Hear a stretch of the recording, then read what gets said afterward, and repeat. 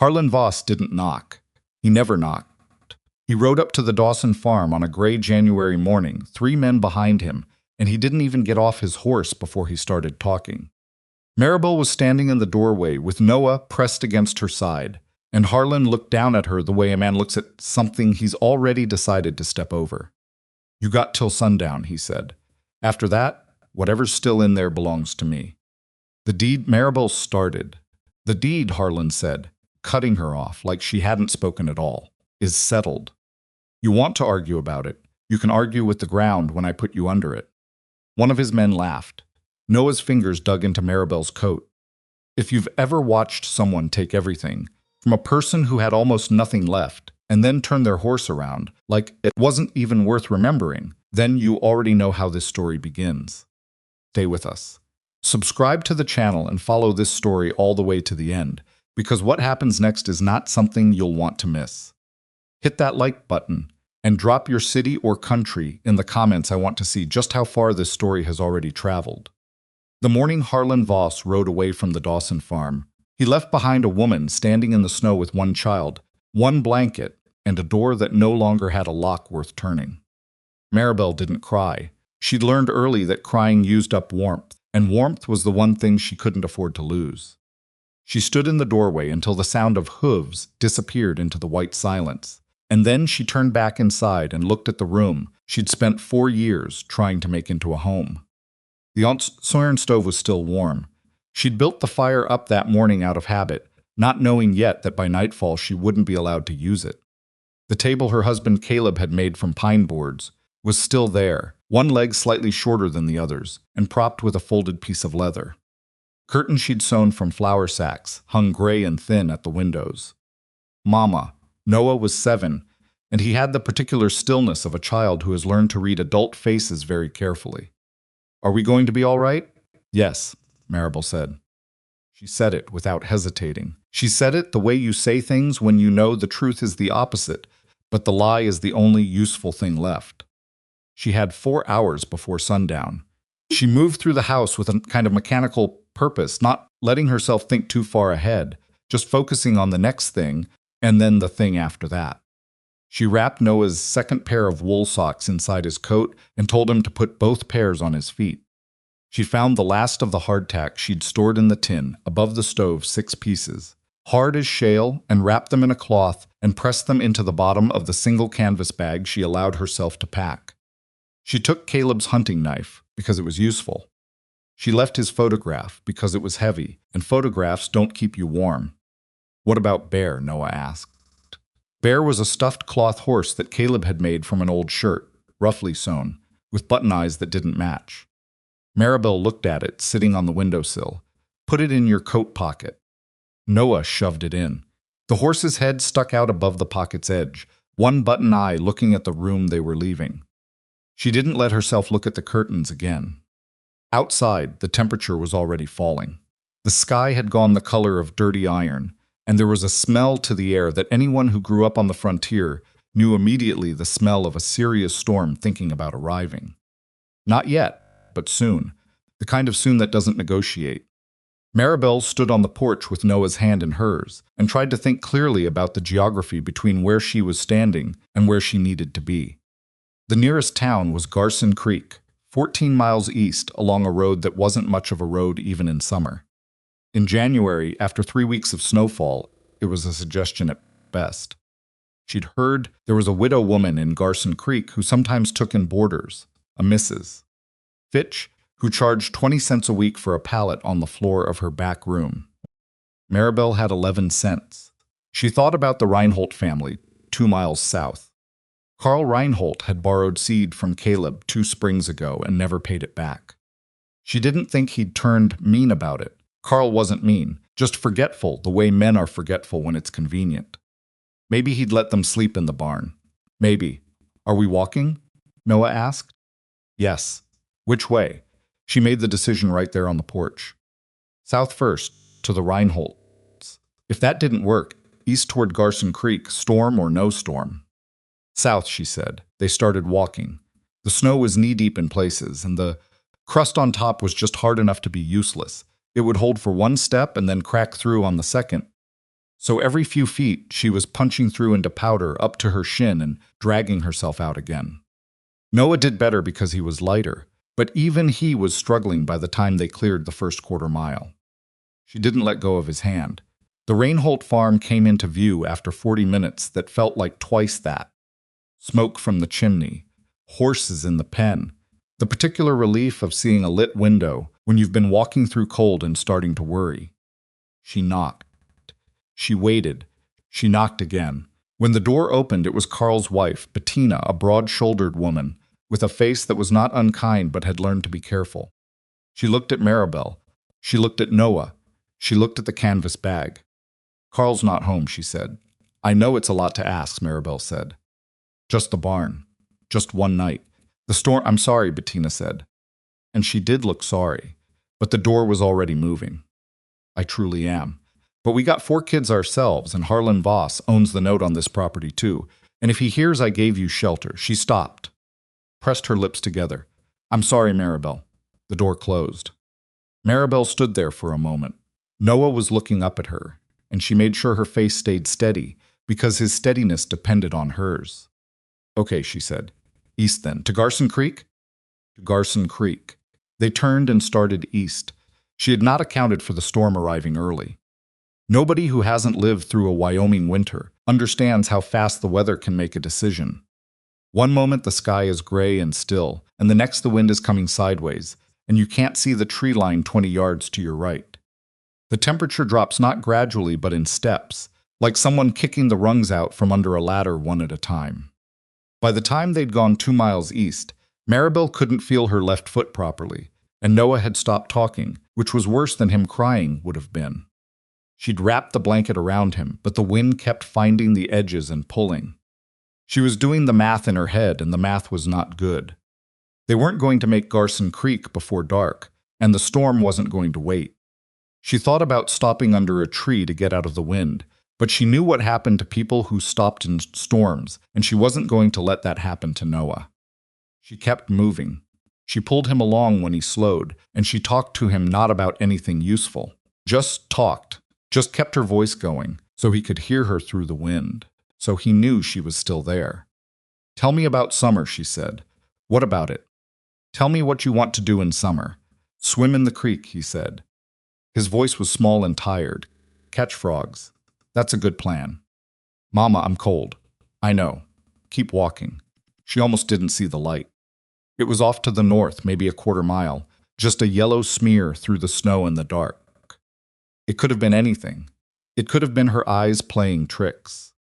But she turned toward it anyway, because the alternative was continuing east, and she wasn't sure she believed in east anymore. She pulled Noah north.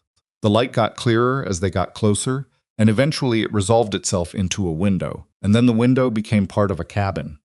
And the cabin had a woodpile stacked against one wall, and smoke coming from the chimney, and a horse in a small covered pen on the side. Maribel walked up to the door and knocked. Nothing. She knocked harder, using the side of her fist, and she could feel the cold in her hand like a blade. The door opened. The man standing in the doorway was tall, somewhere past 40, with a weathered face and dark eyes that took in the situation very quickly. A woman, a child, a storm at their backs. He wasn't someone who moved fast or talked fast. He held a lamp in one hand, and he looked at them for one long moment before he said anything at all. "Come in," he said. Just that. No other words. He stepped aside and held the door, and Maribel pulled Noah through it, and the warmth hit them both like something physical. The cabin was small. One room, a fire going in the iron stove, a table with a single chair, a shelf with supplies, a bunk against the far wall. There was a leather rifle scabbard hanging on a peg near the door, and a saddle draped over a sawhorse in the corner.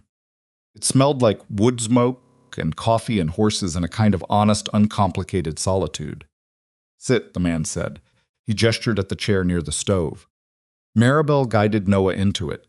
She stood behind him with her hands on his shoulders, watching the man move to the stove. He didn't ask questions yet. He lifted the lid off a pot that had been sitting there and ladled something into a tin bowl beans. By the look and smell of it, thick and hot, and he set the bowl on the table in front of Noah with a spoon. Noah looked at his mother. "Eat," she said. He picked up the spoon. The man stood back with his arms folded, not hovering, not making it a performance, just letting the child eat. Maribel watched Noah take the first spoonful, and then the second, and she felt something happen in her chest that she didn't have a name for, some combination of relief, so profound it was almost like pain, and a gratitude so sudden it was almost like anger. "I'm Elias Crowe," the man said, not extending a hand. Just saying it. "Maribel Dawson. This is my son Noah." Elias nodded once. "How long have you been out in that?" "Since early afternoon." He looked at her feet. She followed his gaze. Her left boot had come apart, slightly at the sole. She'd known about it for weeks, and kept meaning to fix it, and kept not having the material to fix it with, and there was snow packed into the gap. "Sit down," he said. Not a command exactly, more like a fact. She sat on the edge of the bunk, because there was nowhere else. He went to the shelf and got a second pair of wool socks, and held them out to her. She took them without speaking, because she'd lost the energy for pride. He turned away while she pulled off her boot and her ruined sock. Noah had finished the beans. He was sitting with the bowl tilted slightly, scraping the last of it with a spoon, and Maribel watched him and thought, he's been hungry for so long. She'd been managing the food for weeks now, since the money ran out, doing the arithmetic of survival every morning, how much was left, how long it needed to last, how little she herself could eat without losing the ability to function.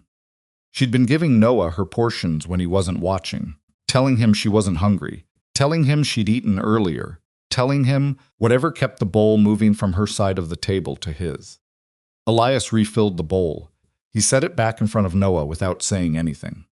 Noah looked at it and then looked at his mother, and Maribel said quietly, "Let the boy eat." And Elias looked at her for a moment, really looked at her, and she saw the moment he understood what she'd meant by it. Let the boy eat. Not Noah. The boy. Like she'd been carrying him in front of her like a lamp she was protecting from the wind, and she'd almost forgotten how to talk about herself as a person who was also there. He ladled a third bowl. He set it down on the table and pushed the chair out with one foot, nodding at it. "That one's yours," he said. She almost argued. Old habit. She was halfway to saying she was fine when she looked at the bowl and her hand started shaking with how much she wanted it, and she made herself sit down and eat. Neither of them spoke for a while. Noah climbed down from the chair and moved closer to the stove and sat on the floor in front of it like a cat, his eyes going heavy and then heavier. The warmth and the food were doing their work.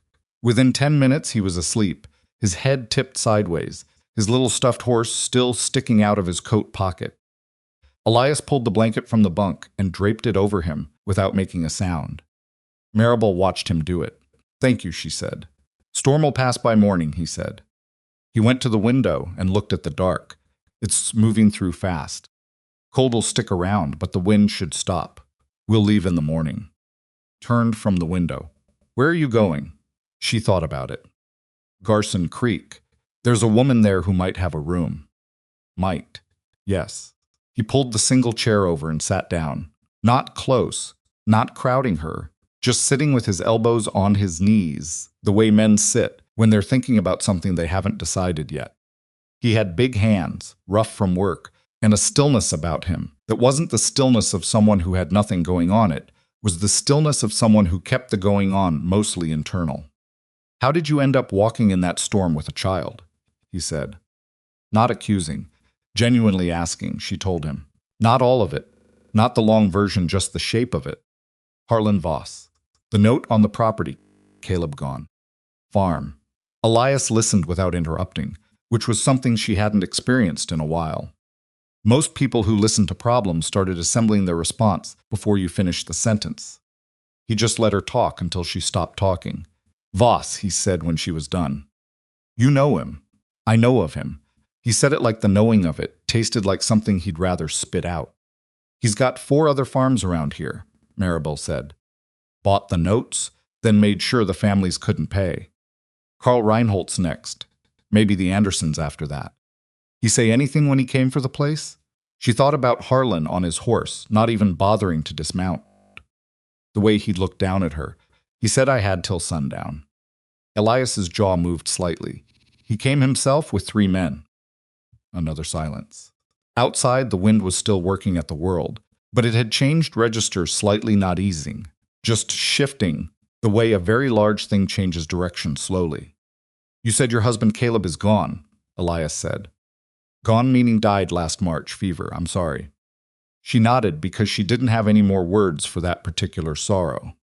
She'd already spent most of them in the months after, alone at night after Noah was asleep, and then she'd run out, and the grief had just turned into a kind of dull weight that she carried around with her everywhere. Not dramatic, just heavy. Is there family? Elias said. Caleb had a brother in Montana. We haven't spoken. Your people? My father died when I was 12. My mother remarried and moved to Kansas. We don't, she stopped. No family.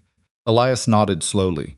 He looked at Noah on the floor, at the horse sticking out of the pocket, at the small ribs rising and falling in the firelight. I've got a ranch, he said, north of here, about 6 miles. 40 acres.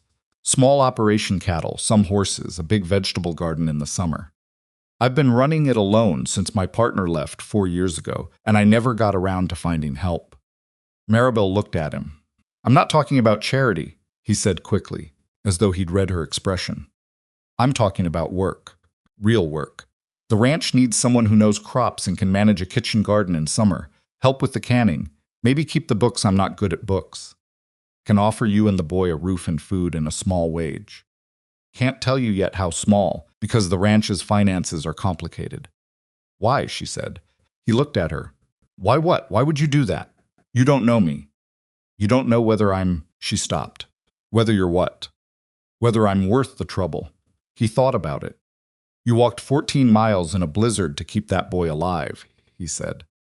That tells me most of what I'd need to know. She was quiet for a long time.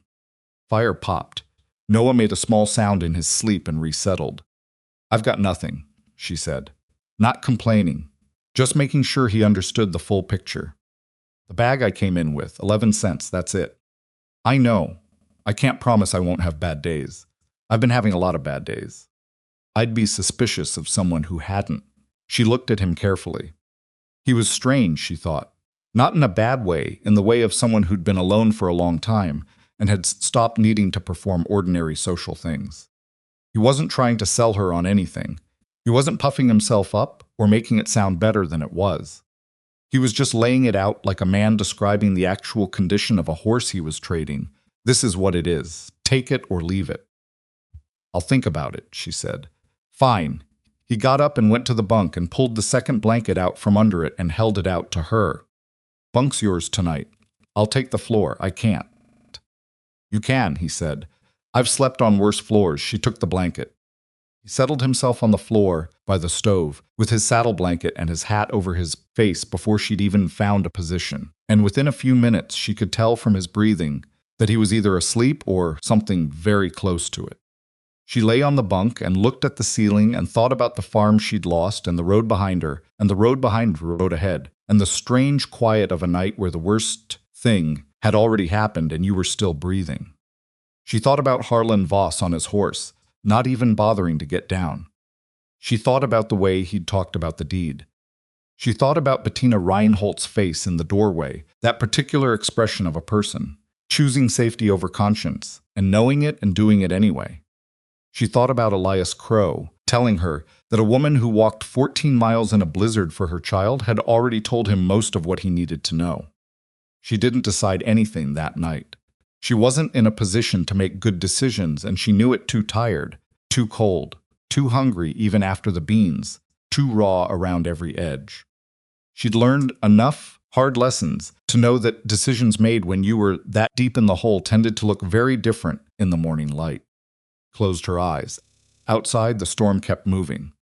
In the morning, she woke to the smell of coffee and the sound of Elias moving quietly around the cabin, and Noah was already up and standing by the window, watching the snow, and the wind had stopped. She lay still for a moment with her eyes open, taking inventory. Left foot ached, but she could feel it properly now, which was good. She was stiff through her back, and her hands were still raw, but the deep, dangerous cold that had been working at her core the night before was gone. She felt for the first time in a long time like she wasn't losing a race against something she couldn't see. Coffee, Elias said when he heard her sit up. He handed her a tin cup. She wrapped both hands around it. Mama, Noah said from the window. The snow stopped. And there's a horse out there. I know there's a horse, Elias said. That's Chester. He's not interesting. He's very interesting, Noah said, without looking away from the window. Elias glanced at Maribel with an expression that wasn't quite a smile, but was in that general territory. She looked down at her coffee. After a while, she said, "Tell me about the ranch." He told her. He was a plain speaker, not given to either exaggeration or false modesty. He told her the size of it, the layout, the cattle count, the condition of the outbuildings, the problems with the drainage on the east field, the fact that the bunkhouse needed a new roof before spring, and he hadn't found the time.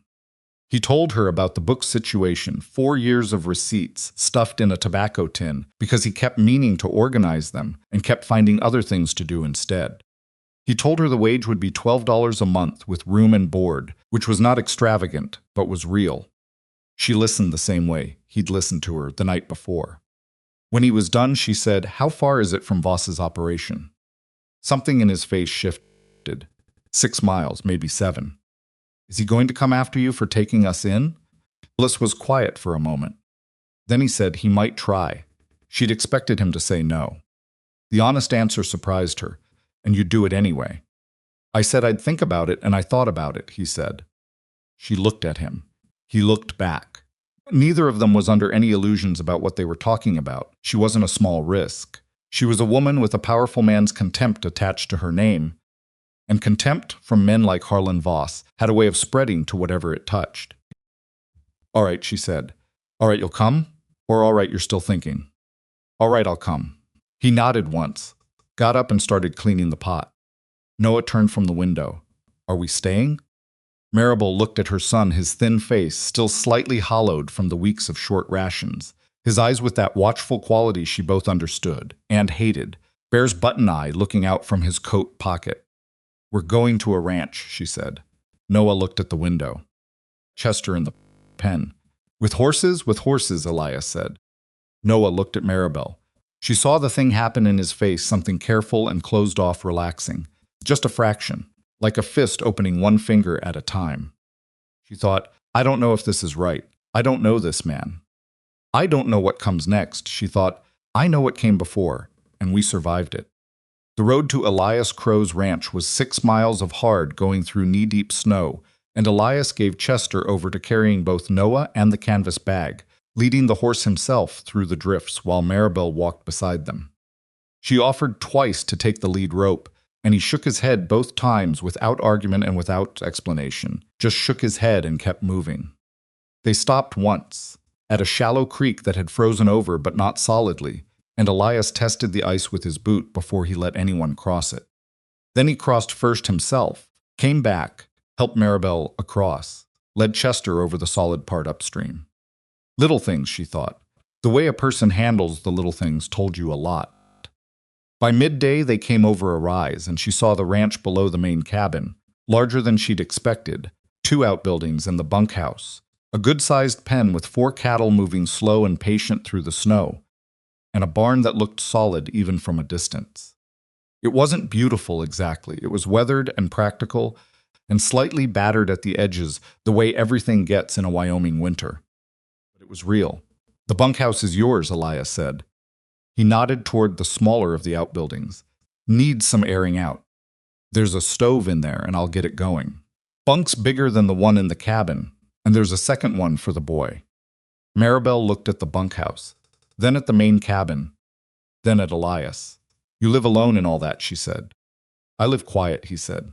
That's not what I asked. He almost smiled again. Yes, I live alone in all that. Have since McCarthy left. Before that, there were 3 of us, McCarthy and a hand named Gruber, but Gruber moved on first and then McCarthy well. He stopped. He had reasons. She didn't push it. She filed it away. They went down to the ranch. Elias started the stove in the bunkhouse while Maribel swept out 4 years of dust and mouse droppings with a broom she found hanging on a nail outside the door. Noah helped without being asked, which was the kind of thing you don't notice until later, the way a child who has been taught to carry their share will just reach for a share without waiting to be told. By late afternoon, the bunkhouse was livable. Not comfortable exactly, but livable, which was different and sometimes better. That night, Maribel lay in the bunk with Noah, breathing slow, and even in the bunk across from her, and she thought about Harlan Voss and what he'd taken and what he'd left, and what it meant to be starting over in a place that belonged to someone else, and what she was going to do about all of it. She didn't have answers yet, but she had a roof and a stove and a boy who'd eaten enough for the first time in weeks, and somewhere in the main cabin 6 miles from Harlan Voss's reach, a strange, quiet man was probably sleeping on his own floor. For no reason she'd been able to figure out yet, except that he'd decided this was the right thing to do. She thought about that for a while. Then she stopped thinking and let herself sleep. She woke before dawn to the sound of Elias moving around outside, and for one disoriented moment she didn't know where she was. Then she heard Noah's breathing in the bunk across from her and the stove ticking as the metal cooled, and she remembered. The bunkhouse, the ranch, 6 miles from everything she'd lost. She lay still and listened to him outside the crunch of boots in snow, the low sound he made to the cattle when he checked on them in the morning, not words exactly, just sound. The kind of thing you do when you've been talking to animals alone for long enough that it becomes habit. She'd heard Caleb do the same thing with their 2 milk cows, and the memory of it came at her sideways, the way those memories always did, not straight on, but from the corner where she wasn't looking. She got up. The bunkhouse was cold away from the stove, but not the dangerous cold of the night before. It was just the ordinary cold of a Wyoming morning in January, the kind you could manage if you moved fast enough. She pulled on her boots, the one with the broken sole, still packed with a strip of leather she'd found in the corner and wedged in before she slept. She'd need to fix that properly. She added it to the list she was building in her head, the long-running list of things that needed doing, which was starting to feel like the only thing keeping her moving forward, just the next thing and then the thing after that. Outside, the air was clear and still. The storm had passed the way Elias said it would, moved through clean, and left the sky the dark blue of very early morning, with the stars still showing. The snow lay flat and unmarked, except for Elias's boot prints going toward the cattle pen. She found him there, breaking ice from the water trough with the back of a hatchet. He was working steadily, not hurrying, the breath coming off him in slow puffs. "You don't have to be up yet," he said without turning around. "I know." She stood at the fence rail and watched him work. After a moment, he handed her the hatchet without looking at her, and she understood that meant she should take over, so she did. He went and got a bucket and started hauling water from the well to top up the trough. They worked like that for a while, not speaking, just doing the work. And it didn't feel awkward the way silences often do. It felt like 2 people who had figured out without discussing it that words weren't needed for every moment.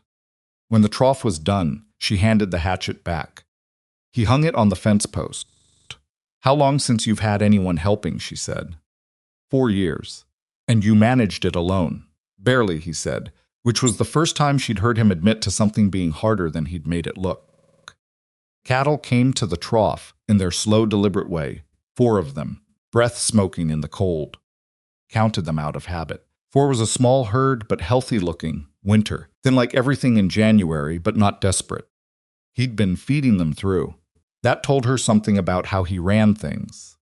"You said last night the bunkhouse roof needs work," she said. "The barn roof is worse. The bunkhouse can wait till March." "What about the drainage in the east field?" He looked at her. "I mentioned that in passing. You said the drainage was bad, and it was killing the yield on the south side of that field." "That's not in passing. That's the whole problem with the field." She'd been thinking about it since he'd said it the day before, running through it the way she ran through everything systematically, looking for the piece that moved. If you trench it properly before the ground freezes solid, the spring melt runs off clean instead of pooling. You probably lose 2 weeks of work now, but you save the whole season. He was quiet for a moment. "I know how drainage works."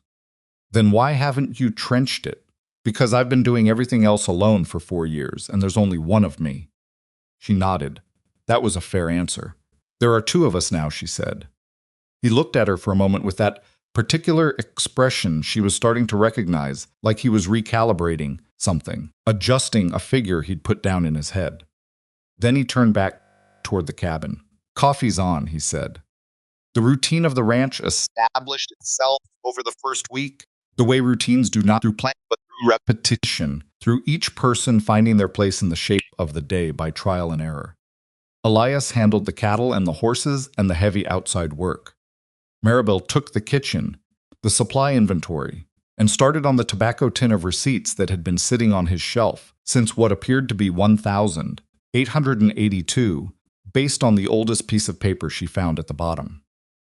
She spread them out on the table one afternoon, while Elias was outside and Noah was helping him, or trying to. She could hear Noah asking questions through the wall, a steady stream of them, and she could hear Elias answering each one in his flat, patient way, which told her something she filed away for later. The receipts were a disaster.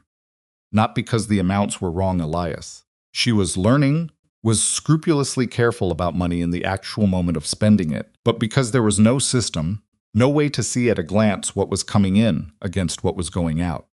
She found 3 receipts from the same supplier, where he'd overpaid by small amounts each time, because he hadn't had the previous ones in front of him to compare. She found a payment from a cattle buyer that he'd recorded in pencil on the back of a seed envelope and nearly thrown away. She organized everything by year and then by category, working slowly because her handwriting had gotten rough from months of not using it. And when she was done, she had a clear picture of the ranch's finances for the first time, probably the first time ever. And the picture was not as bad as she'd feared, but not as good as it could have been either. When Elias came in that evening, she had 4 years of accounts laid out in order on the table. He stood in the doorway and looked at it. "You did all that today?" "Most of it." Noah slept after lunch. She pointed at the column she'd drawn up on the back of a blank receipt. "You're overpaying the supplier in Garson Creek by about 8% on dry goods. He's been changing the unit price in small increments for 3 years. He probably figured you weren't watching." Elias came to the table and looked at the column. His jaw tightened. "I wasn't watching," he said. "Now you are." He pulled out the chair and sat down and studied the figures for a long time. She busied herself at the stove and let him look, because she'd learned enough about men like him to know that being shown something clearly was different from being lectured about it. And one of those things he'd accept without trouble, and the other one he'd push back on out of pure reflex.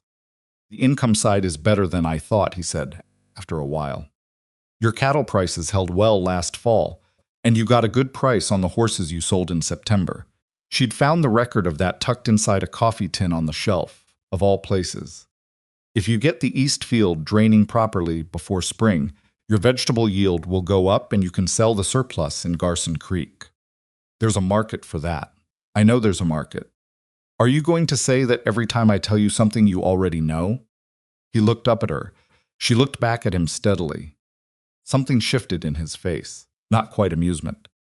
Closer to respect, maybe, reluctant and a little surprised. "Probably," he said. She turned back to the stove. "The 8% on dry goods," he said. "I'll ride to Garson Creek Thursday and have a conversation with Prentice." "Don't have a conversation. Show him the receipts and tell him to correct the pricing going forward." Conversation leaves room for excuses. A pause. "You've done this before," he said. Caleb wasn't good with money either. She heard him exhale slowly, and then the scrape of the chair, and she knew he was getting up to wash before supper without her having to say anything. It was a small thing, but small things were what days were made of. She found out about the town, really found out on the Thursday Elias rode to Garson Creek to deal with the supplier. Came back in the late afternoon with a different set to his shoulders than when he'd left. And he didn't volunteer anything, so she waited until supper and then said, "How did it go with Prentice?" Prentice backed down. He said it flat. That part was fine. What part wasn't fine? He was quiet for a moment. Noah was eating on the other side of the table, focused on his food, but she could tell from the way he'd stilled slightly that he was listening. "Voss has people in Garson Creek," Elias said. "Has had for a while, apparently. A man named Doyle who passes along information about who's doing what and who's talking to who." He picked up his fork and put it down again. "Doyle told 3 people at the feed store that I'd taken in a woman Voss had put off a property. That I was sheltering someone Voss had business with." Maribel set down her spoon. "What exactly did he say?" she said. "That you owed Voss money. That you'd skipped out on a debt." He met her eyes across the table. He didn't mention Caleb, didn't mention the note or the land, just that you'd run off from a debt. The anger came up fast and clean, the way anger does when it's the righteous kind. I know it's a lie. Caleb never owed Voss anything. Voss bought the note from the bank in Laramie after Caleb died. He found the weakest note he could, and he bought it. What he does. I know, Elias said, but Doyle's version is the one people in Garson Creek heard. Noah had stopped eating. He was looking at Maribel with his careful eyes, reading her face. Eat, she told him. He picked up his spoon. She looked at Elias. Who did you talk to besides Prentice? Ed Marsh at the feed store. Walt Garrity at the livery. He paused. Sarah Fenwick. She knew the Fenwick name. The widow Fenwick? She runs the dry goods. She does now. Her husband died 2 years back. She said. Elias stopped. What did she say? She said she was sorry about what happened to your place, and she hoped you were getting on all right. She said Voss had been putting pressure on anyone in the valley who showed you sympathy. He looked at the table. She said 3 families stopped buying from her for a week because Doyle put it around that she'd spoken kindly about you. Maribel felt the specific weight of that land on her, not just the knowledge of it, but the shape of it, the way Harlan Voss worked. Not with direct violence, not usually, just with the slow mechanical pressure of consequence. You help this woman. You lose customers. You talk to this woman. You get questions you don't want. He didn't have to do anything dramatic. He just had to make the ordinary costs of decency high enough that people stopped paying them. He's very good at this, she said. He's had practice, Elias said. Does it worry you? What Doyle is saying in town. Elias picked up his fork again.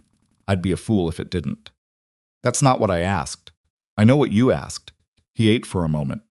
I went to Garson Creek, knowing people might look at me sideways, and I went anyway. That probably answers the question. It did. She thought about Sarah Fenwick, who had spoken kindly about her, and then spent a week watching people walk past her store without coming in. She thought about Bettina Reinhold in the doorway, with her apologetic face and her closing door. She thought about all the invisible lines Harlan Voss had drawn across this valley, the ones you didn't see until you'd already crossed one. He's going to come here eventually, she said. Probably. And you're still, Elias said, not loudly. Just firmly, the same way the cabin wall was firm, not because it was showy about it, but just because that's what walls do. Noah had gone back to his food. Maribel looked at her son's bent head, his thin shoulders slowly filling out week by week with actual regular meals, and she thought, this is the man who's giving my child a chance to put on weight. And Voss wants to take that away too. She picked up her spoon and finished her supper. 2 days later, she found out about McCarthy. It came out the way things come out when you're living in close proximity to someone, not through a direct conversation but sideways, through an accumulation of small things. She'd been going through the supply shelves in the barn, taking inventory, and she found a bunk in the back of the barn that was clearly not Elias's too small, and neatly made in a way that suggested a different person's habits, with a flat pillow and a folded extra blanket. And on the shelf above it, a tin that held a few personal items, a button, a folded piece of paper, a child's drawing of a horse done in pencil. She didn't open the tin. She put it back exactly as she'd found it. That evening she said to Elias, without preamble, "Who made the bunk in the back of the barn?" He went still for just a moment. Then he said, "McCarthy. You mentioned him before. Said he had reasons for leaving." "I did." She waited. She was getting better at waiting with him. He talked. Eventually, you just had to not fill the silence first. "James McCarthy," he said. "We'd been partners on this place for 3 years. He had a son, Patrick, 8 years old. His wife had died fever, same as..." He stopped, glanced at her. "Same way Caleb went. Patrick lived with us here, went to school in Garson Creek. What happened? Voss happened. He said it without drama. Voss wanted this land. He made an offer. I said no. He made life in Garson Creek difficult for anyone associated with the ranch. Patrick started getting trouble at schoolboys whose fathers were in Voss's orbit, saying things, doing things kids do when adults point them in a direction. McCarthy didn't want his son growing up in the middle of that. So he left. Took Patrick to his sister in Denver.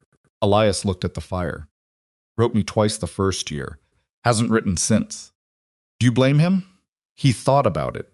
Actually thought about it, which she was beginning to understand was how he did everything. No, he said. I think he made the right call for Patrick. I think it cost him something, making it. I don't think he's had an easy time with it since. But you stayed. It's my land. He said it simply, without aggression. My father built the first cabin here.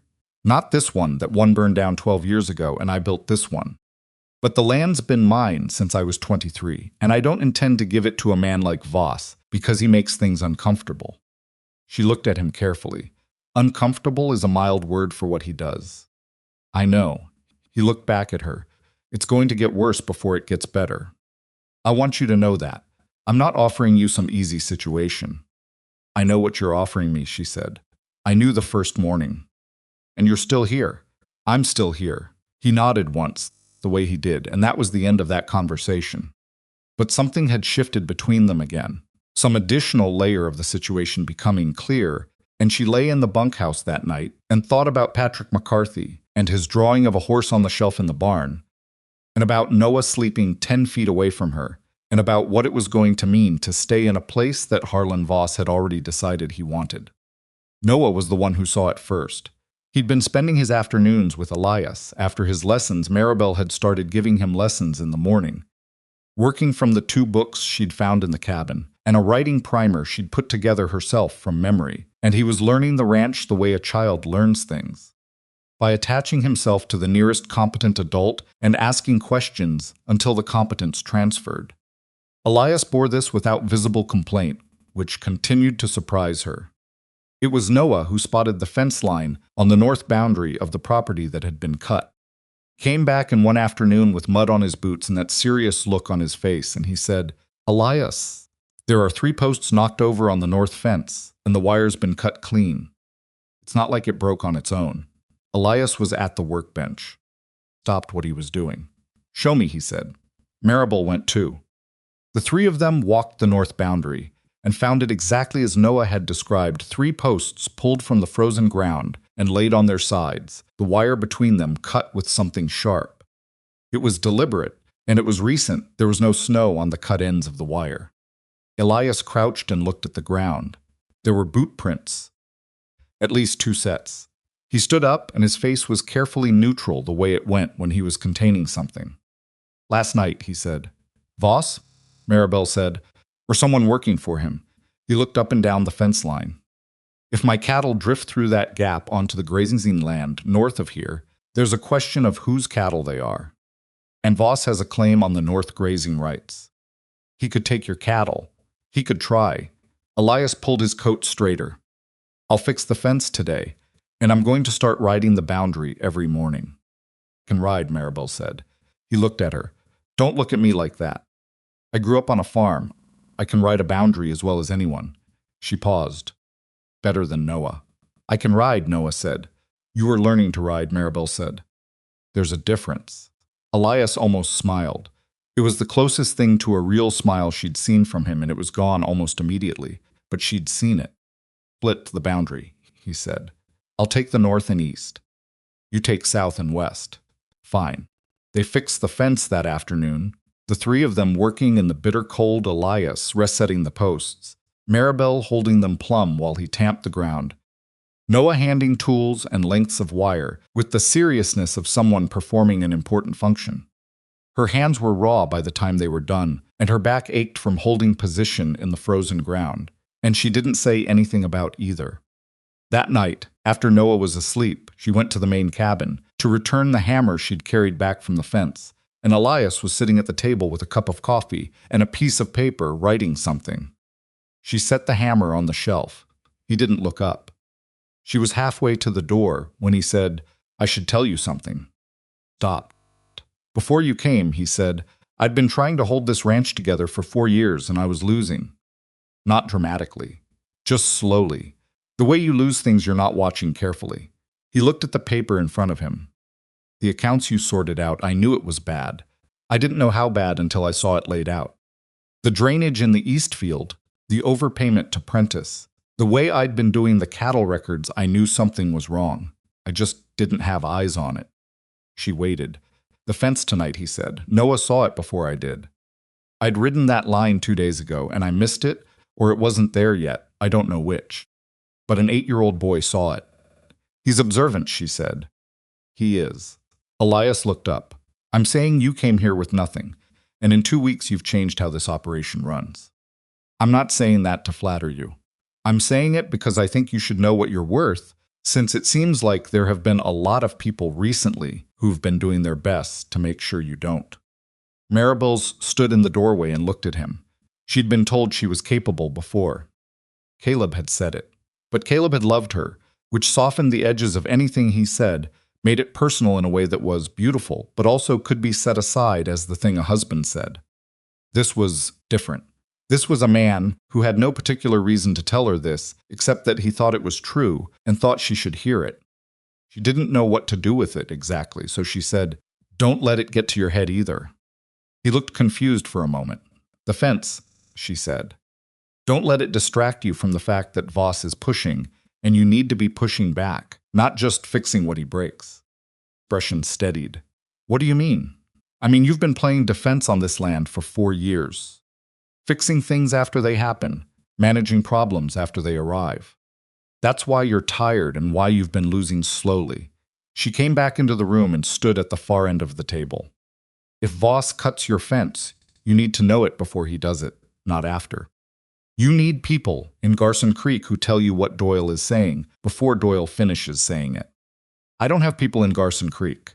Sarah Finnick spoke kindly about me at some cost to herself. "That suggests she's not afraid of him. She might be willing to pass along what she hears." Elias was quiet. "The Reinholds," Maribel continued. "Carl Reinhold is a decent man who made a coward's choice when Bettina closed the door on me. Men like that feel bad about cowards' choices. They look for a way to make up for them. If you give Carl Reinhold a reason to help you, he probably will. You're talking about building a network. I'm talking about not being alone."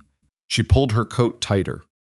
"Voss wins by making everyone feel like they're the only one who sees what he's doing. If people start talking to each other, that changes." Elias looked at her for a long moment.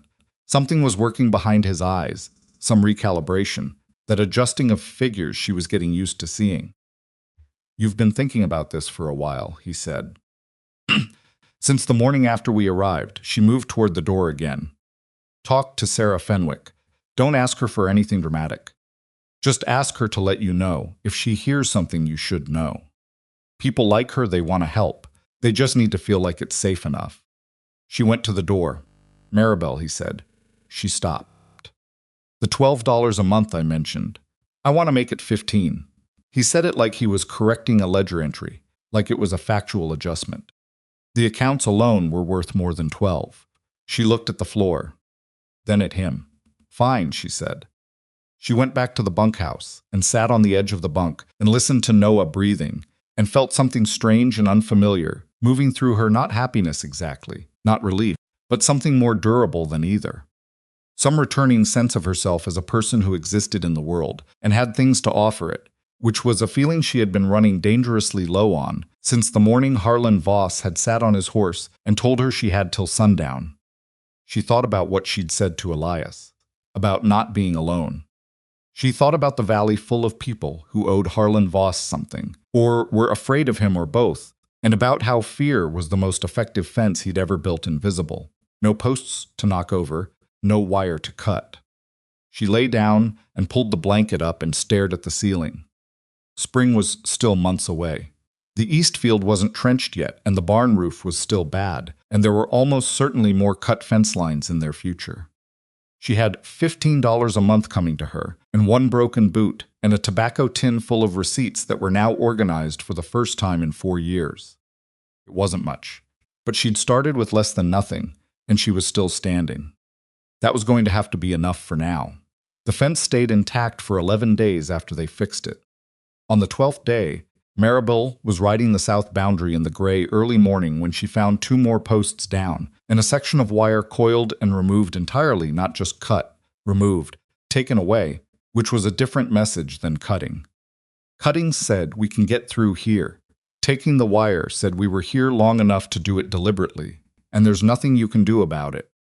She sat on the horse and looked at the gap for a moment. The horse, a steady bay mare Elias called Ruth, stood patient and still beneath her. Maribel turned Ruth around and rode back to the ranch at a pace that was not quite a run but was faster than she'd left. Elias was at the barn when she came in.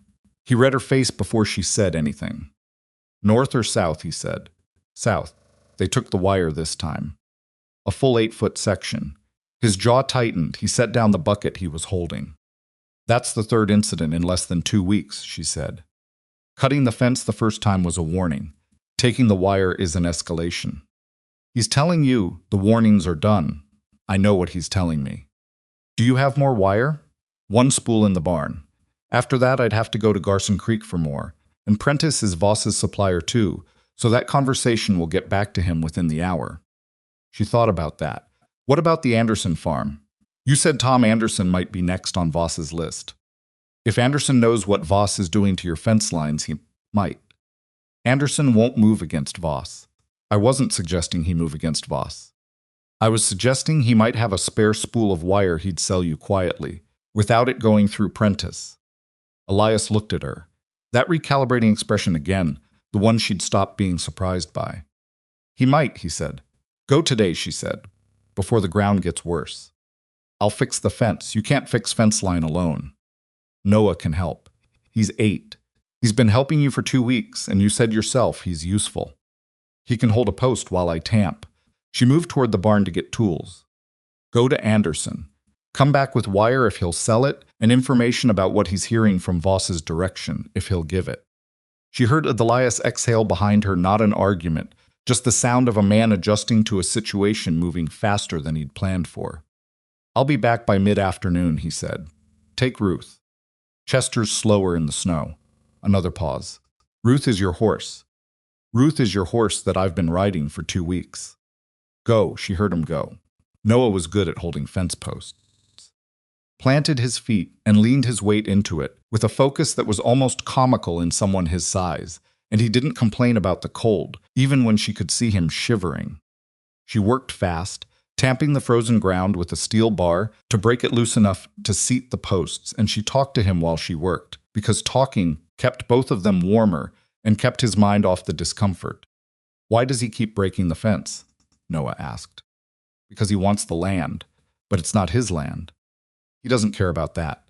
She drove the bar down hard. "Some men decide what's theirs, and then they work backward from the decision. They don't start with what's fair." Noah thought about this. "Like how Tommy Brecker used to take my lunch pail at school and say I'd given it to him." She stopped tamping and looked at him.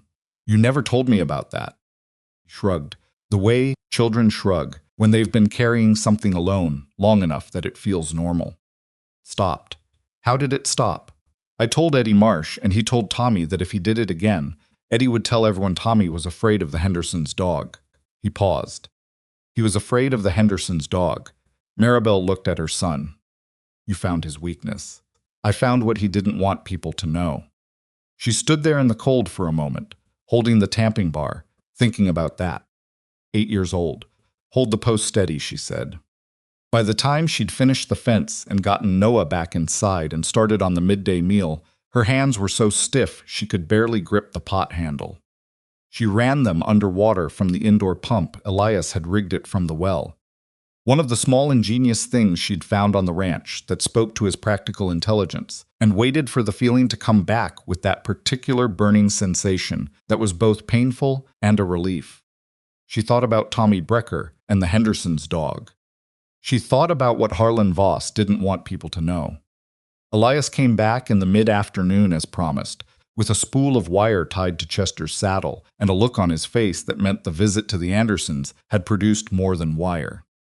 He sat at the table and she put coffee in front of him, and he said, "Voss is moving on the Reinhold place." She sat down. "Tom Anderson heard it from his wife's brother who works at the Garson Creek Bank," Elias said. "Voss has been talking to the bank manager about the Reinhold note. He's been buying up debt quietly, not just farms, but the small business debts too.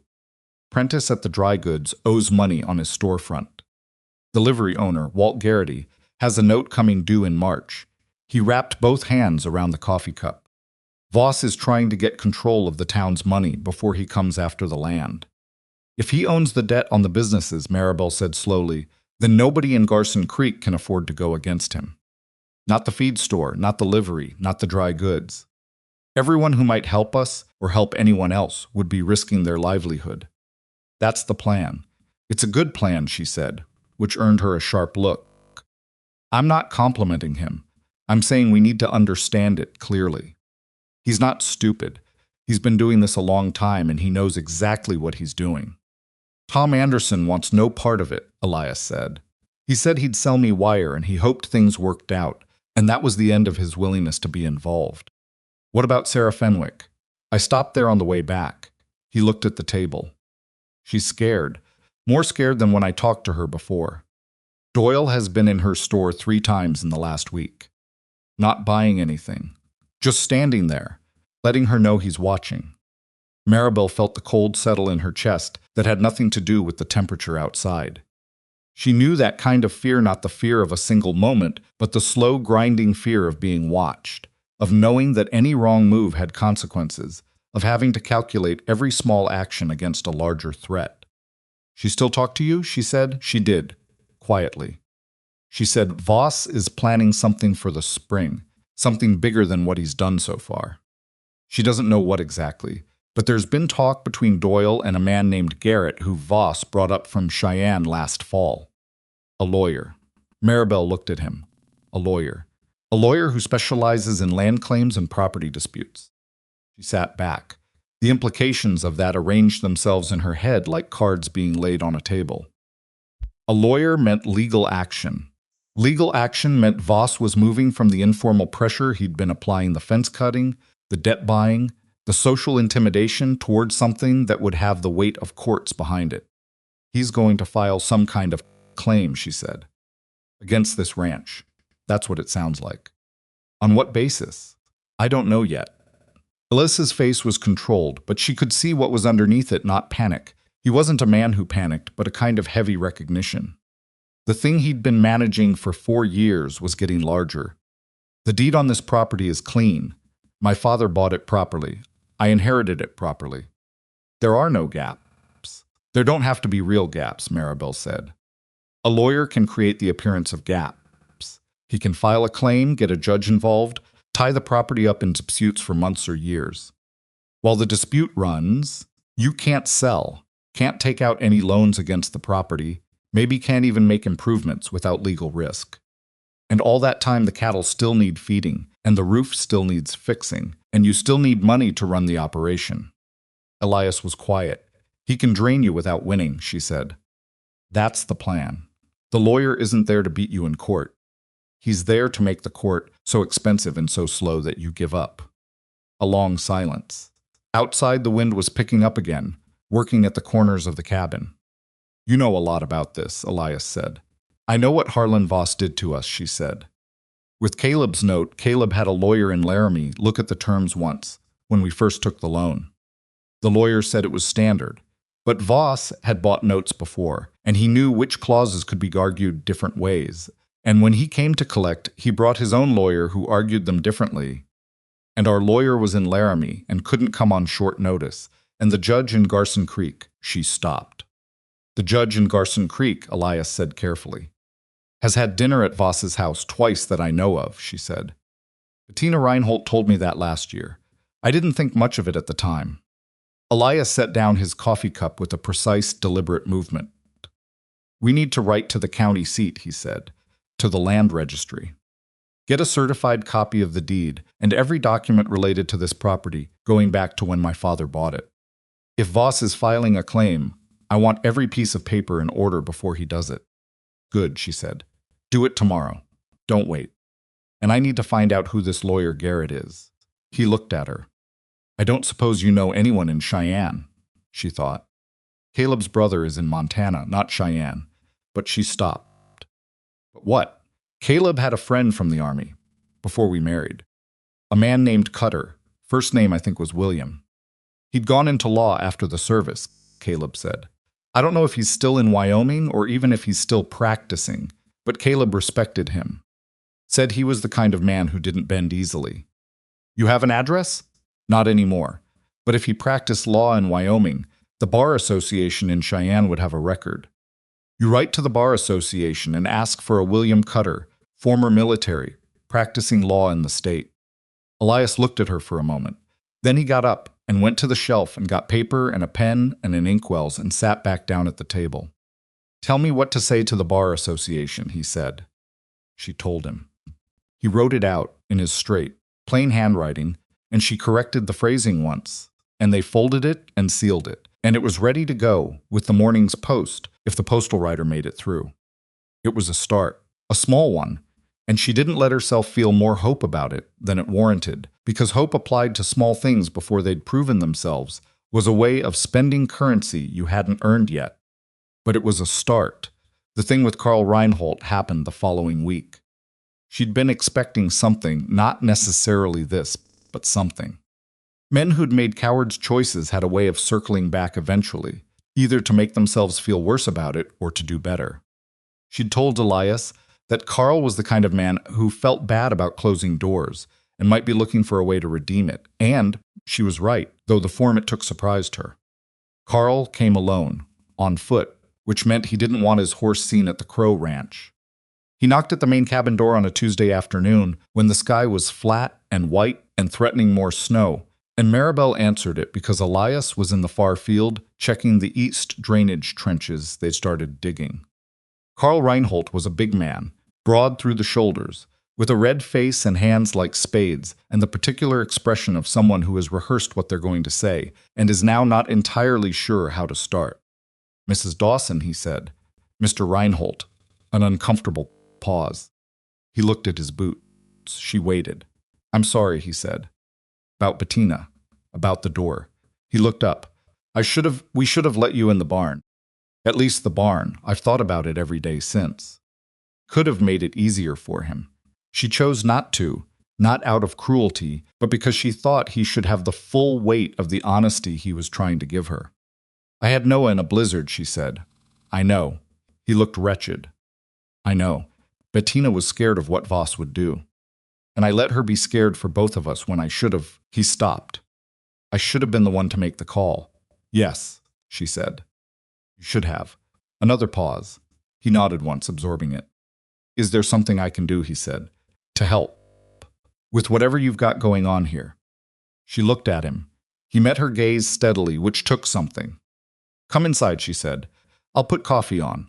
She told him about the fence lines, about the wire, about the lawyer from Cheyenne.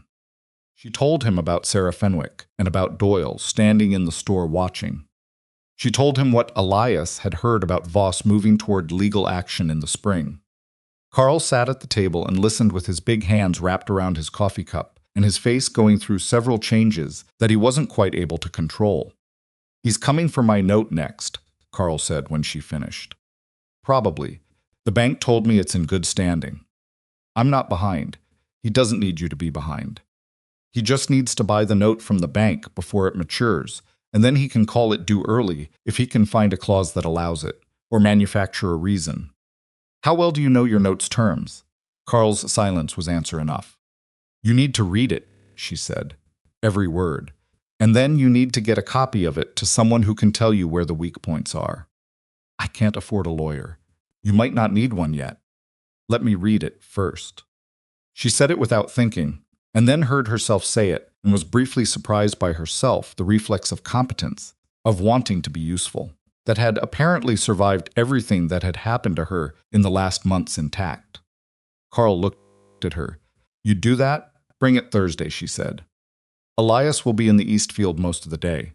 You can come in through the south gate, and there's no line of sight from the road." He was quiet for a moment. "You're thinking like him," he said. "Like someone who knows he's being watched." "Because I know he's being watched," she said. "And so are you, even if you don't see it yet." Carl left before Elias came back, and she told Elias about it that evening. He listened, and she braced slightly for an objection. This was his ranch. She'd made a decision without consulting him. She'd invited someone in through a back gate, like they were running a covert operation, but he didn't object. "Good," he said. "What's your read on him?" "He's genuinely ashamed." "That makes him reliable, at least in the short term." Shame is a stronger motivator than most people give it credit for. And longer term, depends on how scared he gets. She paused. And on whether Bettina lets him keep his spine. Elias made a sound that might have been a laugh. The shortest possible version of one. The letter from the Bar Association came back 11 days later. There was a William T. Cutter, practicing law in Laramie, formerly of the United States Army, admitted to the Wyoming bar in 1878. The letter gave an address on 2nd Street. Elias read it and handed it to Maribel. She looked at the address for a moment. Laramie was not close 70 miles south, a difficult journey in February, but it was reachable by post, and a letter was a beginning. Write to him, she said. I'll need to tell him everything. Tell him everything. Don't soften it. Men like that, the kind who don't bend easily, they don't need things softened. They need the full picture. Elias wrote the letter that night. It was 3 pages, plain and direct. No ornamentation, just the facts as he knew them. The fence lines, the debt buying, the lawyer Garrett, the judge. He told Cutter about Maribel and what had happened to the Dawson farm. He didn't frame it as asking for help exactly. He framed it as a man laying out a situation and inquiring whether Cutter knew the landscape. She read it over his shoulder when he was done. Add 1 line at the end, she said. What line? That Caleb Dawson spoke highly of him. That his wife sends her regards. Elias looked at her. Will that matter? It might. Loyalty runs different in men who've served together. It's a door. You put it in and see if it opens. He added the line. It was around this time that Noah started having trouble sleeping. She noticed it first because the bunkhouse was small and she was a light sleeper, so she heard him in the nights when he was turning and restless. And once when she got up to check on him, she found him sitting on the edge of his bunk with Bear in his hands, awake and staring at the wall. What is it? She said. Nothing, Noah. A pause. I had a bad dream. She sat on the edge of his bunk. What about? About the walk, he said. He meant the walk through the blizzard, the night they'd ended up at Elias's cabin. About getting lost. She put her arm around him. He was too old to make a fuss about it being embarrassing and young enough to lean into her, anyway, which she was grateful for. We weren't lost, she said. We found the light. But what if we hadn't? She didn't answer immediately, because the honest answer was the same thing she'd been trying not to think about since that night. What if they hadn't, and she didn't have anything useful to say about it, except that they had? We did find it, she said. That's the only part that matters. What if Voss comes here, he said. What if he takes this place too? She sat with him for a while, without answering. She thought about saying something reassuring, some form of course not. We'll be fine, the way parents did. She thought about the fence lines and the lawyer from Cheyenne and the judge who'd had dinner at Voss's house. If he tries, she said, we'll fight him. How? The same way we always fight people like that, carefully, together, and by knowing more than they think we know. Noah turned Bear over in his hands. The horse's mismatched button eyes caught the faint light from the stove vent. Elias will help? Yes. And the Reinholdts? She paused. Probably. And Mrs. Fenwick? She looked at her son. You've been listening to more than I realized. I always listen, he said, without apology. Squeezed his shoulder. Yes. And Mrs. Fenwick. And anyone else with enough backbone. She stood up and pulled the blanket over him. Sleep. We've got a lot of work to do, and I need you sharp. He lay down. She waited until his breathing slowed. She went back to her bunk and lay in the dark and thought about what she'd told him. We'll fight him. She'd said it with more certainty than she felt, which was sometimes what being a mother required of you, putting more certainty into your voice than lived anywhere in your body. Because someone smaller than you was listening and needed the ground to be steady. The ground was not steady. She knew that. But it was steadier than it had been 6 weeks ago when she'd knocked on a stranger's door in a blizzard, and that had to count for something. Crisis arrived, as crises tend to, on a day that started out looking like every other day. It was the 2nd week of February. The temperature had risen slightly, still cold, but the killing edge off it, and the snow was beginning to develop that texture it got when it was thinking about spring, still solid but different. Elias had ridden to Garson Creek to pick up supplies and whatever post had come in. And Nova was doing his morning lessons at the table in the main cabin because Maribel had started letting him do them there to give him more room to spread out his books. She was in the barn doing the cattle count when she heard hooves. Multiple horses coming fast. She stayed still for a moment, listening. The sound resolved into 4 riders, maybe 5, coming in from the north road. Not the light, careful approach of someone who wasn't sure of their welcome. This was people who had decided they were welcome regardless. She came out of the barn. 3 riders. She recognized one of them immediately, Doyle, the man from Garson Creek, the one who stood in Sarah Fenwick's store and watched. He was thinner than she'd imagined from the description, with a narrow face and a hat pulled low. The other 2 she didn't know, working men by the look of them, hired hands. And behind them, on a horse that was better than the others in the way that things that belong to rich men are always better, Harlan Voss. He looked exactly as she remembered, unhurried, not bothering to dismount. He looked around the ranch yard with the particular expression of a man assessing property he intends to own. He looked at the barn, at the bunkhouse, at the main cabin. He looked at the cattle in the pen. Then he looked at Maribel. "Mrs. Dawson," he said. His voice was moderate, pleasant even, the kind of pleasant that is as a form of pleasantness rather than the thing itself. "Mr. Voss, I heard you'd landed here." He looked around the yard again. "Where's Crowe?" "Not here." "When's he back?" "I don't know."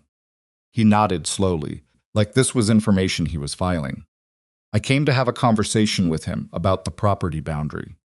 We seem to have some disagreement about where his land ends and where the north grazing parcel begins." "The north grazing parcel doesn't belong to you," she said. He looked at her with something that was almost amusement. "Is that so? The boundary is documented in the county land registry going back to 1869. Elias has certified copies." Something shifted very slightly in Voss's expression. Not much. He was good at not showing things, but enough. "You've been busy," he said. "We've been thorough," she said. "There's a difference." One of the hired men shifted in his saddle. Doyle was watching her with flat, patient eyes. Voss leaned forward slightly on his horse. "Mrs. Dawson," he said, and his voice had dropped the pleasantness now, just a little like a coat someone lets slip off one shoulder. "I want you to think very carefully about the situation you're in. You're a woman without property, without resources, living on another man's ranch under an arrangement that has no legal standing. If something were to change about Crowe's situation, if the title question that my attorney is currently examining were to go a certain way, you would have nothing here." Again, she looked at him. She kept her face still. "And your boy," he said. "He's at an age where he needs stability. Cool. Regular community. Not," he gestured vaguely at the yard, "this." She understood exactly what he was doing. He wasn't threatening her directly, just arranging the possibilities like objects on a table, letting her see them. "Thank you for your concern about my son," she said.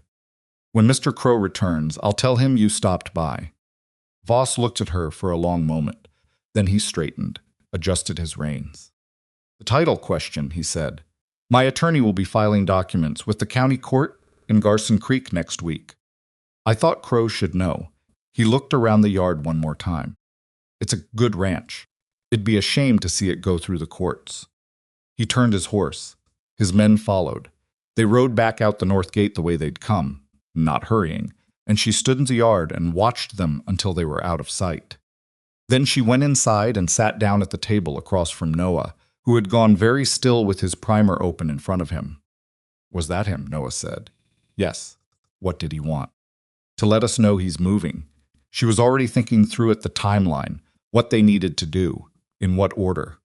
"He's filing documents next week. That means we have days, not weeks." "What do we do?" She looked at her son, at Bear in his coat pocket, at the primer he'd been working on, his neat, careful handwriting on the page. "We write to William Cutter in Laramie," she said. "Today.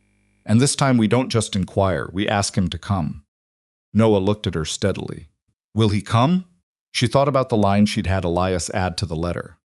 Caleb Dawson spoke highly of him, that his wife sends her regards. "I think so," she said. "I think some doors open when you know which ones to knock on." She got up and went to the shelf for the paper and pen and she sat down and began to write. And she did not let her hand shake, even though part of her wanted it to. Outside, the wind had picked up again, cold off the North Range, carrying the smell of more snow coming. Kept writing. Elias came back from Garson Creek 2 hours after Voss rode out, and she told him everything before he'd even unsaddled Chester. He stood in the barn and listened without interrupting, the way he always listened. And when she was done, he was quiet for a moment, and then he said, "He came here himself." "Yes, not Doyle, not the hired men. Him. Yes." Elias hung Chester's bridle on the peg with careful, deliberate movements. "That means he's close to moving. Men like Voss don't come personally until they think the thing is nearly done. He came to look at what he's about to take." "That's what I thought," she said. "Which is why I wrote to Cutter today. The full letter, not an inquiry. I asked him to come." Elias turned. "You signed my name?" "I signed both our names." She met his eyes. "I should have asked you first." "I didn't have time to wait." He held her gaze for a moment. She'd learned by now that this was how he processed things that surprised him, not with words, but with a silence that had texture to it, that was doing actual work. "All right," he said. "You're not angry. I'm not angry." He picked up the saddle blanket and folded it. "If Cutter comes, where do we put him? The bunkhouse has 2 bunks. Noah and I can share one. Noah's too old to share a bunk with his mother." "Noah is 8 and doesn't get a vote," she said. Something moved at the edge of Elias's expression. Not quite the short laugh she'd heard once before, but related to it. He carried the saddle to the sawhorse and set it down. "I got the post," he said. He reached into his coat and pulled out a folded envelope. "From the county land registry, the certified deed copies." Took it and opened it. 4 pages of dense official language, stamps, signatures, the particular formality of documents that are meant to be unquestionable. She read through it carefully, standing in the barn with the cold coming through the wallboards. "It's clean," she said. "Every transfer documented. Your father bought it in 1859. You inherited it on filing in 1871. No gaps, no ambiguities. Garrett will look for some. Let him look." She folded the pages carefully. A clean title is a clean title. He can argue around it, but he can't change what's on the document. Unless the judge, she agreed. She handed the pages back to him, which is why Cutter matters. Cutter is half what Caleb said he was. He'll know how to handle a biased judge. She paused. And if he's connected at all in the state bar, he'll know Garrett. Lawyers in a state this size all know each other. Knowing your opponent is its own kind of advantage. Elias tucked the pages into his coat. He stood for a moment looking at the barn wall, and she could see him doing what he did, taking the pieces of a situation and arranging them in his head until he could see the shape of the whole thing. "The filing is next week," he said. "Cutter is 70 miles away. Even if he left tomorrow, he might not get here before they file," she said. "I know, but we don't need him here before they file. We need him here before the hearing. Filings take time to process. Hearings get scheduled. There's procedure between one and the other. We have more time than Voss wants us to think we have. He told you next week to rattle us, yes." She moved toward the barn door. "Don't let him." She said it as plainly as she could, and she meant it. But that night she lay in the bunkhouse and did not sleep until nearly 3 in the morning, which meant she was rattled too, and at least honest enough with herself to admit it. The letter to Cutter went out the next morning with the postal rider, and then there was nothing to do but wait and work, and the work was its own kind of answer to the waiting. She threw herself into the east field drainage that week with a focused energy that had more to do with not standing still than with the urgency of the farming calendar. The ground was still partly frozen but workable in the midday hours when the sun had been on it long enough, and she and Elias dug trench sections each afternoon, laying the drain channels at the angles she'd calculated to pull water away from the low south corner of the field where it had been pooling and killing the root systems. It was hard physical work, and she was not pretending otherwise to herself. Her back ached at the end of every day. Her hands, which had been raw since January, were now calloused in places they hadn't been before, which she noticed one evening in the lamplight with something that wasn't quite pride, but was adjacent to it, the body marking itself with evidence of the work it had done. Noah helped in the afternoons after lessons. He moved dirt with a small spade Elias had cut down to a size he could manage, and he asked questions about drainage and soil and why water moved the way it did. And Maribel answered them, the way her own father had answered her questions when she was small complete without was talking down. Because children who are talked to like they're capable generally become capable. Elias watched this once, the two of them in the trench, Maribel explaining the angle of water flow with a stick drawn in the mud, Noah nodding seriously, and he didn't say anything about it. But she felt him watching in the way you feel things at the edge of your attention. That evening he said, he's smart. I know. Not just curious. Smart. He retains things. He was cleaning the tools at the workbench. He'll need a real school eventually, not just what you can give him from memory. I know that too. Garson Creek has a school. Garson Creek has Doyle in it, she said. And boys whose fathers work for Voss. I'm not saying now. He set down the tool. I'm saying eventually, when things settle. She looked at him. You're planning eventually, aren't you? She was. She hadn't said so out loud, because saying it felt like reaching for something before she'd earned it, like spending money she wasn't sure she had. But yes, she was planning eventually the spring planting, the summer garden, the canning, the next winter's wood supply. She'd been doing it automatically, the forward thinking of someone who had decided they were staying. She hadn't said that out loud either. Yes, she said. I'm planning eventually. He nodded once, turned back to the tools. She went to start supper. Carl Reinhold came on Thursday as promised, with his loan note folded in his breast pocket like he was afraid it would escape. He sat at the table and drank coffee and spread the note out flat with his big hands and watched Maribel read it. She read it twice. The first time through for the overall shape of it, the second time slowly, clause by clause, the way you read something when you know the danger might be in a single sentence. She found it in the third page, a subordination clause buried in language about collateral adjustment that gave the note holder, whoever that was, at any given time the right to call the balance, due in full, with 30 days' notice, if the holder deemed the collateral value insufficient.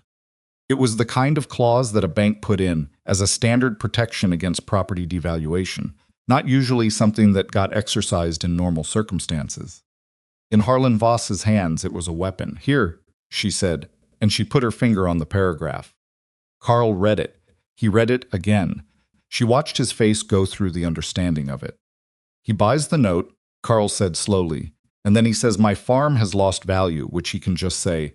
He doesn't have to prove it, and he calls the full balance due in 30 days.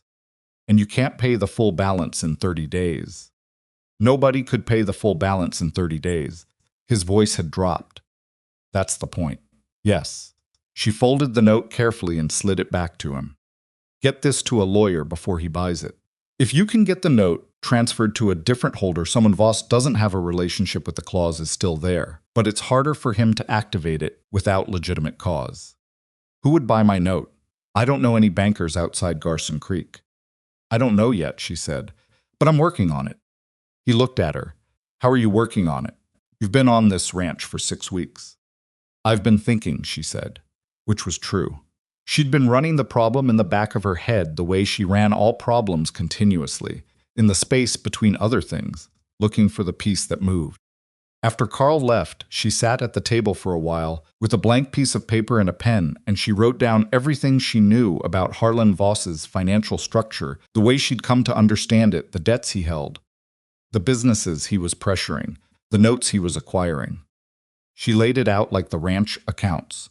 Category by category, because things that looked complicated Often became less complicated when they were written down in columns. She looked at what she'd written. Voss was spending money. A lot of it.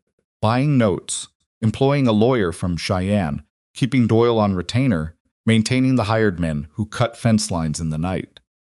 He was a rich man, but he was spending rich man money, and rich men spending at that rate were not infinitely patient.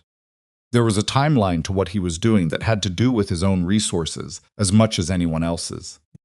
She wrote that down too. When Elias came in, she showed him the paper, stood over the table and read it. She watched his face. He's overextended, Elias said. Possibly. Or he's extended in a way that's sustainable if things go to plan quickly.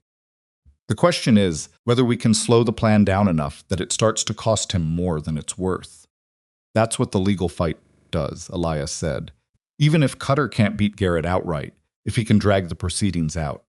Then Voss is paying his lawyer for months of work with no result. And while the title question is disputed, the ranch's value is uncertain, which means Voss can't easily use it as collateral for anything else. She tapped the paper. He wants this to be fast.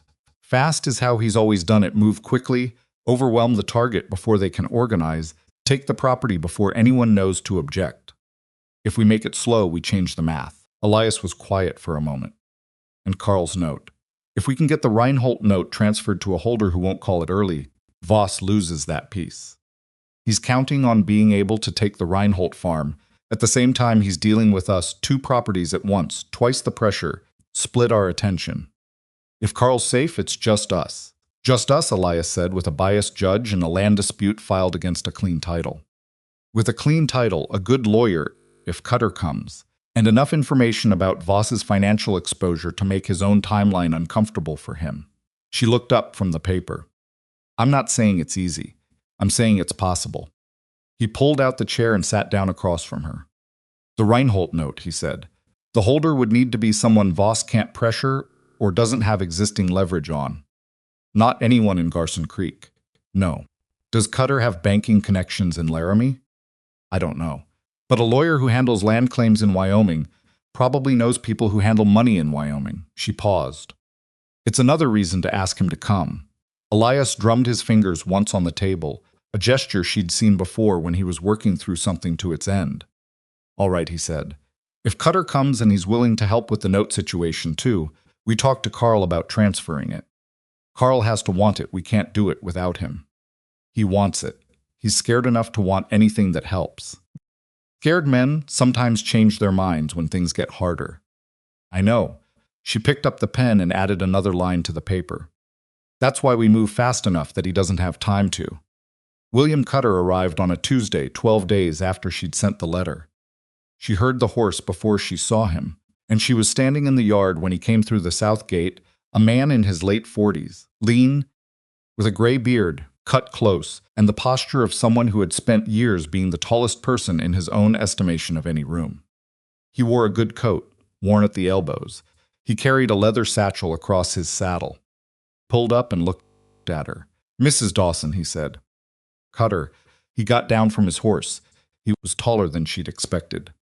He looked around the yard with assessing eyes, not the possessive appraisal of Voss, but the professional appraisal of someone cataloging relevant facts. Caleb spoke of you, she said. Caleb was a good man. He said it simply, without decoration. I was sorry to hear he'd passed. He looked at her. Your letter was well written, direct. You laid out a complex situation without losing the thread. Thank you. I'm not complimenting you. I'm telling you it mattered. He patted his satchel. I brought what I could find on Garrett.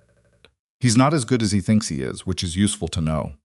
Elias came out of the barn, and the 2 men shook hands with the brief, sizing formality of men meeting on uncertain ground. Mr. Crowe, Cutter said. I appreciate you coming, Elias said. I came because of the letter. He looked between them. And because I've seen Harlan Voss's name on 3 other documents in the last 2 years, all of them involving property that ended up in his possession through methods I found professionally distasteful. He said distasteful the way someone says it when they mean something stronger but are choosing their words for precision. Can we go inside? I'd like to see the deed. They sat at the table, the 3 of them, and Cutter went through the certified deed copies with the focused efficiency of a man who did this for a living. He read each page fully, made notes in a small leather journal, read certain sections twice. He asked 3 questions, each one precise, each one answered by the documents themselves or by Elias.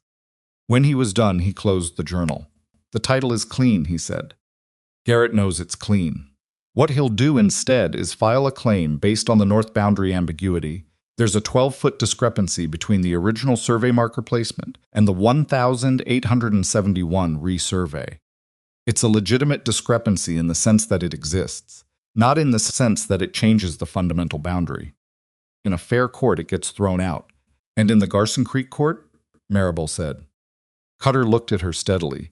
Judge Aldrich has ruled in Voss's favor on 3 property matters in the last 4 years. That's not evidence of corruption, strictly speaking. But it is a pattern. He closed the deed documents. What I'm going to do is file a counter-petition with the district court in Laramie, requesting that the hearing be moved on grounds of potential local bias. It's a legitimate procedural move, and Garrett can't easily oppose it without appearing to acknowledge the bias. Work, Elias said. It will delay, Cutter said. Is what we want. The longer this goes, the more it costs Voss, and Voss is spending money he expected to recoup quickly. He paused. I did some checking before I came. Voss borrowed against 3 of his existing properties to fund the note acquisitions he's been making. He's leveraged. Not desperately, but enough that a long fight starts to create problems. Maribel looked at her paper, the columns she'd laid out. She'd estimated Voss as overextended. It was good to have it confirmed. The Reinhold note, she said. Carl Reinhold has a subordination clause that Voss can activate once he buys the note. Is there a way to transfer it to a holder who isn't connected to Voss before he can acquire it? Cutter looked at her. You've been thorough. The note's terms are exploitable. I read them last week. Do you have a copy? Carl has the original. Bring it. Cutter nodded slowly. I have a colleague in Laramie who handles agricultural financing. If Reinhold is willing to refinance the note at a comparable rate, my colleague could take it on. Removes the Garson Creek Bank from the equation, and Voss has no existing leverage on anyone in Laramie. Will your colleague do it? If I ask him to, and if Reinhold's payment history is solid, he looked at Elias. Is it? Carl's never been late, Elias said. He's not a sophisticated man, but he's honest. I'll need to meet with him. I'll send word today, Maribel said. Cutter looked at her again with that measuring expression, and this time she saw something settle in it, some final assessment reaching a conclusion. Mrs. Dawson, he said, I want to ask you something directly, and I'd like a direct answer. All right, you don't have a legal stake in this property. Your arrangement with Mr. Crowe is informal. If Voss's action succeeds and the ranch is lost, you have no legal claim on any outcome. He said it without apology, just laying out the fact. And yet you've been the primary architect of the defense. Why? She looked at him. Because I live here. That's not a legal reason. It's the only one I have. She held his gaze. Voss took my farm. He took the home I built with my husband. He left me and my son in a blizzard, and he didn't lose one night's sleep over it. She said it flat, without heat, because the anger had been in her long enough to have burned down to something steadier and more durable than heat. I'm not going to watch him do it again to people. She stopped for a fraction of a second. People I've chosen to stand with. Cutter was quiet for a moment. He looked at Elias. Elias was looking at Maribel. All right, Cutter said. He picked up his satchel. Show me where I'm sleeping. The next 4 days were the most concentrated work Maribel had done since she'd reorganized the ranch accounts, but of a different kind, less physical, more precise, requiring a kind of sustained mental attention that was its own form of exhaustion. She sat in on every conversation between Cutter and Elias, not speaking when she didn't have something useful to add, but listening to everything, building in her head a full picture of where they were and where they needed to get to. Carl came on the second day, with Bettina, which Maribel hadn't expected. Bettina sat at the end of the table with her hands in her lap, and her face carrying that same conflict she'd worn in the doorway the night she'd closed the door, conscience and fear, doing their slow calculation. Carl laid out the note, and Cutter went through it, and the meeting lasted 2 hours, and at the end of it, Carl Reinhold shook Cutter's hand and agreed to the refinancing. When they were leaving, Bettina stopped beside Maribel in the yard. I was wrong, Bettina said. That night. Yes, Maribel said. I know saying sorry doesn't. No, Maribel said. It doesn't. She looked at the woman. But you're here now. That counts. Bettina nodded. She looked like she wanted to say more and decided the moment was not the right size for it. She went to her horse. Sarah Fenwick came on the 3rd day. She'd ridden out alone, which told Maribel something about her courage that she'd already suspected. She was a small woman, sharp-faced, with intelligent eyes, and the practical manner of someone who'd been running a business without backup for 2 years.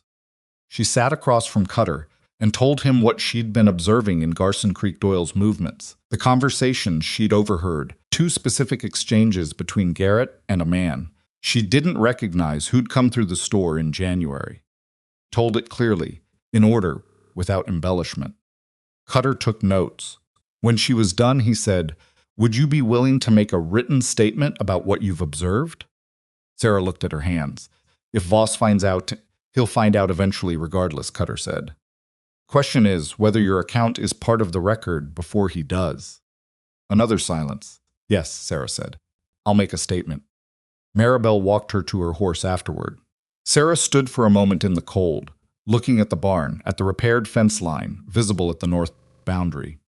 "I heard Doyle telling someone last week that Voss had already decided who he was selling this property to," Sarah said. "After he took it, he had a buyer lined up." Maribel felt the specific cold of that. "Who?" "I don't know. I only heard that part." She mounted her horse.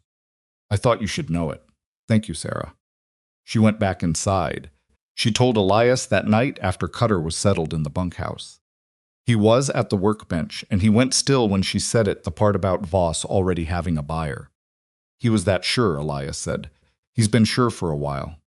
This isn't speculative for him anymore. He has a plan and a buyer and a lawyer and a judge, and from his perspective, all he needs is a little more time. And we're the part of the plan that's not behaving the way he expected." "Yes." She sat on the edge of the work table, which is why what happens at that hearing matters. Not just legally. If Voss loses in court even on a procedural move, even if it's just a delay, people in this valley will see it. They'll see that he can be slowed down. That changes things. You think people will move if they see him lose even a small one? I think people who have been quietly watching and hoping someone would push back will be more willing to push back themselves. She paused. Carl is already there. Sarah is there. Tom Anderson might get there if he sees it's not hopeless. Elias was quiet. He set down the tool he'd been holding. "Maribel," he said. She looked at him. He had the expression he got when he was going to say something he'd been working toward for a while. "When Voss came here," he said, "while I was gone. You stood in that yard alone, and you didn't back down. I didn't have a choice. You always have a choice. That's the point." He looked at the workbench. "I've been running this ranch for 4 years, and what I've mostly been doing is holding on. Surviving. Not losing too fast." He looked up. "Since you came, it's different. We're not just holding on. We're doing something." She didn't know what to say to that, so she said nothing. "I just wanted you to know I notice it," he said.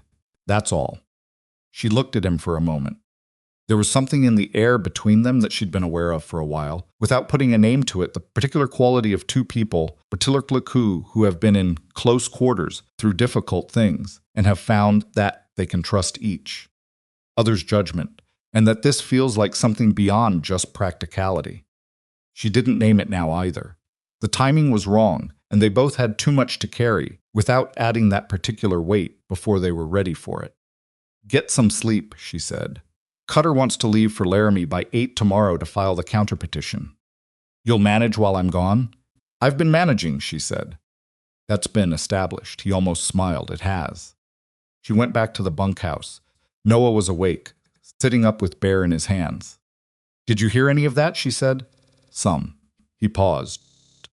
"Are we going to win?" She sat on the edge of his bunk. She thought about what honest looked like when you were talking to an 8-year-old who deserved honesty. "We have a better chance than we did last week," she said. "And a much better chance than we had the night we knocked on Elias's door." He considered this. "That was a pretty bad night." "It was a very bad night. This is better." "Yes," she said. "This is better." He lay back down. She waited until he slept.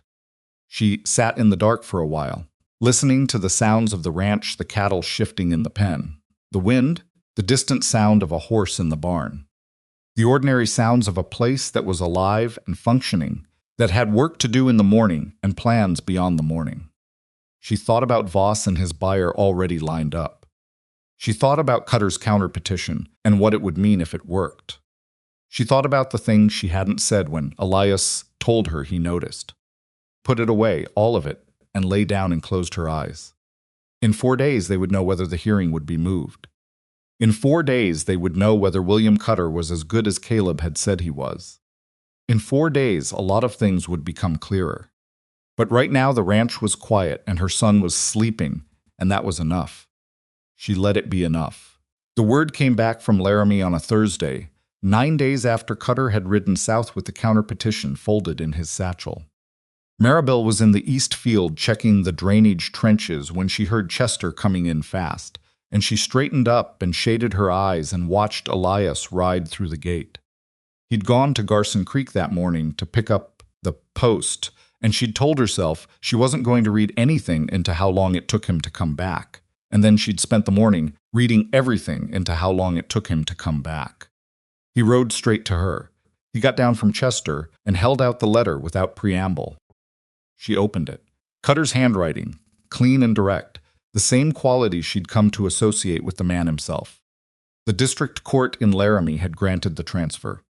The hearing on Voss's boundary claim would be held not in Garson Creek but in Laramie, before a judge named Harlan, who Cutter described in 2 careful sentences as a man of rigid procedural fairness with no existing relationship to either party. Garrett's objection to the transfer had been noted and dismissed. She read it twice. "It worked," she said. "It worked," Elias said. She looked up at him. He was watching her with the particular expression she'd come to know over these weeks, steady, contained, but something moving behind it that he hadn't learned yet how to fully conceal from her, or maybe had stopped trying to. "When is the hearing?" she said. 6 weeks. March 18th. 6 weeks. She thought about what 6 weeks meant. 6 weeks of Voss, knowing his plan had been disrupted. 6 weeks of Garrett in a court he hadn't expected, and before a judge he didn't have a prior arrangement with. 6 weeks of Voss's borrowed money continuing to cost him while the outcome stayed uncertain. "He'll be angry," she said. "He'll be very angry," Elias agreed. "Good." She folded the letter. "Angry men make worse decisions than patient ones. We've been patient. Let him be angry for 6 weeks." She was right about the anger. It arrived at the ranch 2 days later, not in person but through Doyle, who rode up to the north gate on a gray afternoon and stopped there without coming in. Just stopped at the fence line, visible, deliberate, a reminder that he was still watching. He stayed for 20 minutes and then turned and rode away. Noah saw it from the barn. "He didn't come in," Noah said. "He wasn't meant to come in," Maribel said. "He was meant to be seen. So we'd know Voss was mad. So we'd know Voss was scared," she said. "There's a difference." She handed him the feed bucket. "Finish with the cattle." He took the bucket and then stopped. "Mama, are you scared?" She looked at her son. He was taller than he'd been in January, not dramatically, but measurably, in the way of children who are finally eating enough. His face had filled out. His eyes still had that watchful quality, but it sat differently now, less like vigilance born of necessity, and more like the natural attentiveness of a person who simply paid attention to the world. "Sometimes," she said. "Not right now." He nodded like that was a satisfactory answer and went to the cattle. She thought about what she'd told him. Not right now. It was true. The fear came and went like weather. Some days it was close and pressing. Other days it was further off. And lately the further off days were more common than the close ones. She didn't know whether that was because things were genuinely better or because she'd simply gotten used to carrying it. And she wasn't sure the distinction mattered much. What mattered was the work. The trenches were finished. The East Field's drainage was laid properly for the first time since Elias had owned the property. And when the spring melt came, the water would run exactly where she'd calculated it would run. The barn roof had been patched not perfectly. It needed a full re-roofing in summer, and she'd already told Elias that but patched solidly enough to get through the rest of winter. The accounts were current. The cattle were healthy through the hard months. And in 6 weeks there would be a hearing before a judge named Harlan, who had no prior arrangement with anyone. She held on to that. The weeks leading to the hearing had their own particular texture, a combination of sustained tension and ordinary work that she came to think of as the particular feeling of not being able to control the most important thing, and so controlling everything else with extra care. Cooked better than she needed to. She kept the accounts with obsessive precision. She wrote out every relevant fact she could remember about the Dawson farm transaction dates, amounts, conversations with Voss's men. The name of the lawyer who'd looked at the note that one time in a clear hand on 3 pages and gave it to Cutter when he came back through 10 days of hearing to prepare. Cutter read her account. He didn't say it was good. He said, "This will be useful," which from him was the same thing. "Is there anything else you need?" she asked. Garrett is going to argue that the discrepancy between the 2 surveys indicates the boundary was never properly settled. He looked at his notes. "I need to establish that both surveys were conducted by competent surveyors and that the 12-foot discrepancy is within the standard margin of error for the equipment of the period, which means neither survey is invalid and the weight of the documented boundary favors Crowe." He paused. "I need a surveyor who can testify to the margin of error question." "There's a retired surveyor in Rawlins," Elias said. "Man named Hobart. He worked for the territorial government for 20 years before he retired." "Can he travel?" "He's 63 and healthy. If you write to him explaining the situation, he might come." Cutter looked at Elias. "Do you know him? I've met him twice." "He's the kind of man who doesn't like sloppy legal arguments about technical questions." Elias paused. "He'd find the margin of error argument compelling because it's correct." "Write to him today," Cutter said. "Tell him I'll cover his travel." Elias wrote the letter. Hobart wrote back in 5 days. He would come. Carl Reinhold came to tell them the refinancing had gone through on the 14th of March, 4 days before the hearing. He stood in the yard with his hat in his hands and his face carrying a relief so profound it had made him look younger. "It's done," he said. "The note is with Cutter's man in Laramie. Voss can't touch it." Maribel watched Elias shake Carl's hand. "What about the other farms?" Carl said. "Anderson. Peterson's down south. One thing at a time," Elias said. If we win in Laramie, we talk about the other farms," Maribel said. Cutter thinks there's a case to be made that Voss's note acquisition strategy constitutes a pattern of bad faith commercial conduct. That's a different kind of legal action than defending a title claim, but if we have standing after the hearing, it's possible. She looked at Carl. "But first the hearing." He nodded. He started to leave, then turned back. "Bettina wants you to know," he said to Maribel, "that if there's anything you need done while you're in Laramie, she'll look in on the place." He said it with the slight awkwardness of a man delivering a message from his wife that he hopes lands better than the last one did. Maribel thought about the door closing, about Noah's fingers in her coat. "Tell her thank you," she said. "That means something." He left. She stood in the yard for a moment in the cold March air and felt the accumulated weight of the last 2 months in her body, the fence lines, the letter writing, the drainage trenches, the nights she hadn't slept, the days she'd held her face steady for Noah when she wasn't sure the ground under all of them was solid.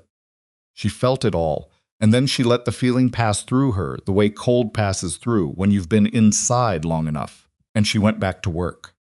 They rode to Laramie on the 16th. 2 days before the hearing, Elias and Maribel and Cutter, with Noah staying at the Reinhold farm because Carl had offered, and because Maribel, after thinking about it for an honest hour, decided that a courthouse was not the right place for her son to sit through the possibility of losing.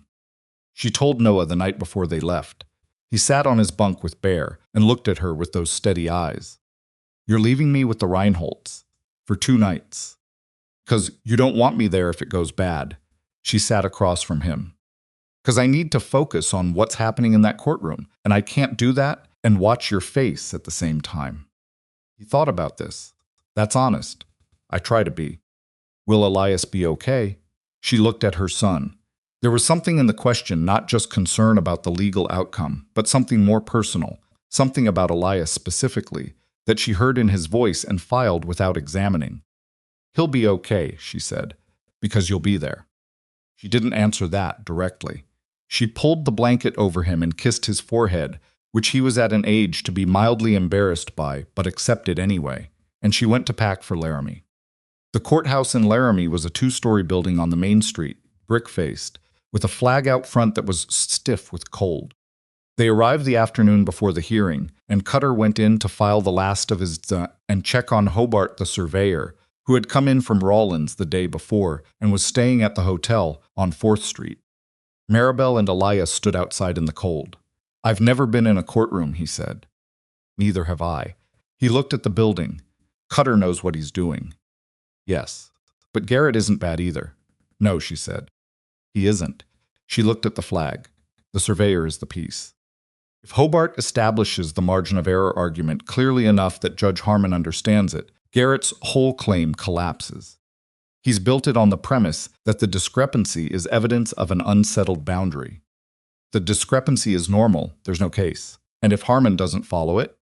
She was quiet for a moment. Then we appeal. Cutter said we have grounds for appeal on the transfer argument alone, and a Laramie hearing creates a better record than a Garson Creek one would have. Elias was quiet, too. They stood side by side on the courthouse steps in the cold, not touching, but close enough that she was aware of his warmth in the way you become aware of warmth when winter has been long. Whatever happens in there tomorrow, he said, I want you to know something. She waited. When you knocked on my door in January, he said, I was losing this thing slowly. The ranch, not just to Voss, to everything. To the isolation of it, the sameness of it, doing everything alone with no one to think alongside. He stopped. Started again. You came in with nothing, and inside of 2 weeks the whole shape of the fight had changed. Not because of magic. Because you thought clearly and you worked hard and you didn't, he paused. You didn't give up the accounting of yourself, even when you had every reason to. She looked at him. I'd thought about selling, he said. Before you came. Voss's price was low, but it was something, and I was tired. I hadn't decided yet, but I was thinking about it. He looked at the courthouse door. I'm not thinking about it anymore. She stood with that for a moment. Cold in the flag and the plain ordinary fact of a man telling the truth about a hard thing. You were never really going to sell, she said. You're too stubborn. He looked at her. A pause. Probably true. Let's go inside and find Cutter, she said. We have work to do tonight. The hearing started at 9 in the morning and lasted most of the day. Judge Harmon was a compact man with white eyebrows and the precise, slightly irritable manner of someone who had very little patience for legal arguments that wasted his time. He ran his courtroom with an economy that Maribel found immediately reassuring, not because she expected it to favor them, but because a judge who didn't like waste was a judge who would push Garrett to justify every claim rather than letting him fill the room with language.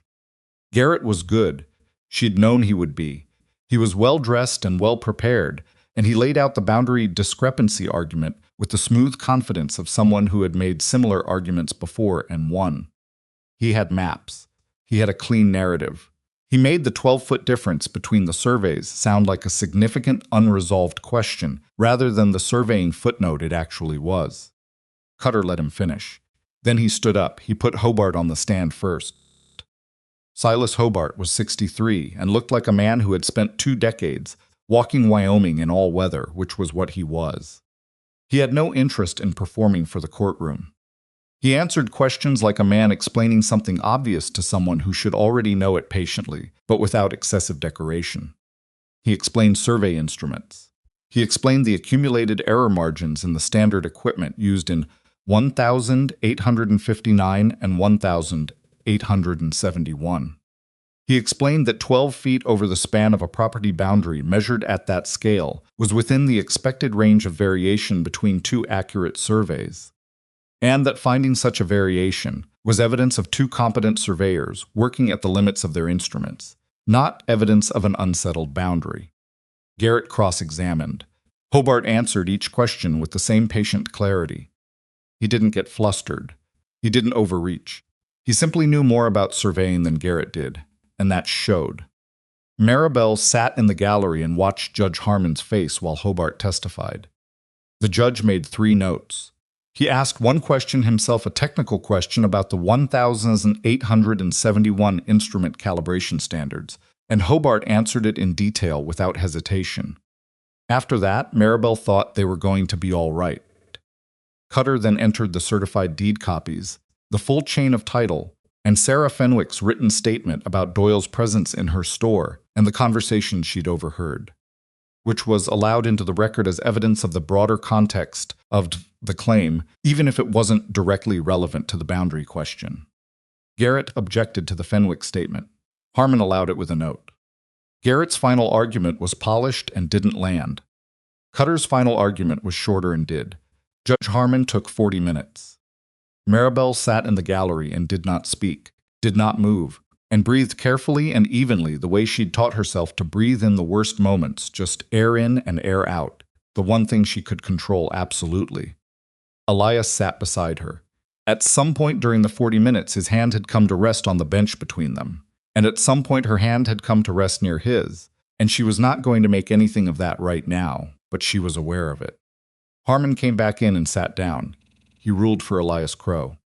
The language was precise and not dramatic. The surveying discrepancy was within documented margin of error standards and did not constitute evidence of an unsettled boundary. The existing deed chain was complete and valid. The claim was dismissed. He added a line noting that the pattern of the claimant's conduct with respect to this and other properties in the region was a matter the court recommended be reviewed by the Territorial Attorney General's office.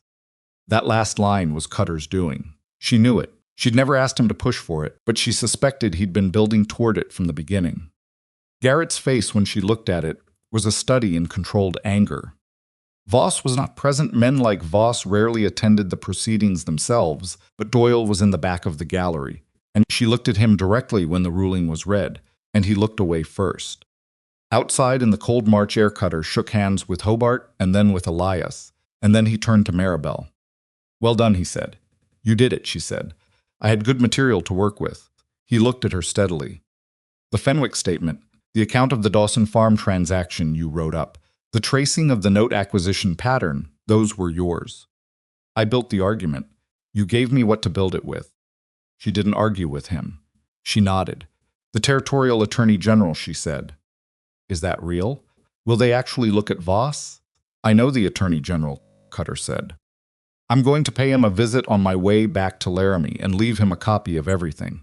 He paused. "It won't be fast. These things are never fast. But the record exists now. That's new."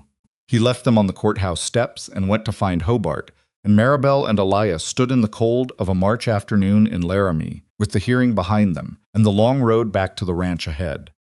She felt something go out of her that she hadn't realized. She'd been holding a sustained contraction of every muscle related to bracing for impact, releasing all at once. It left her slightly unsteady, which annoyed her.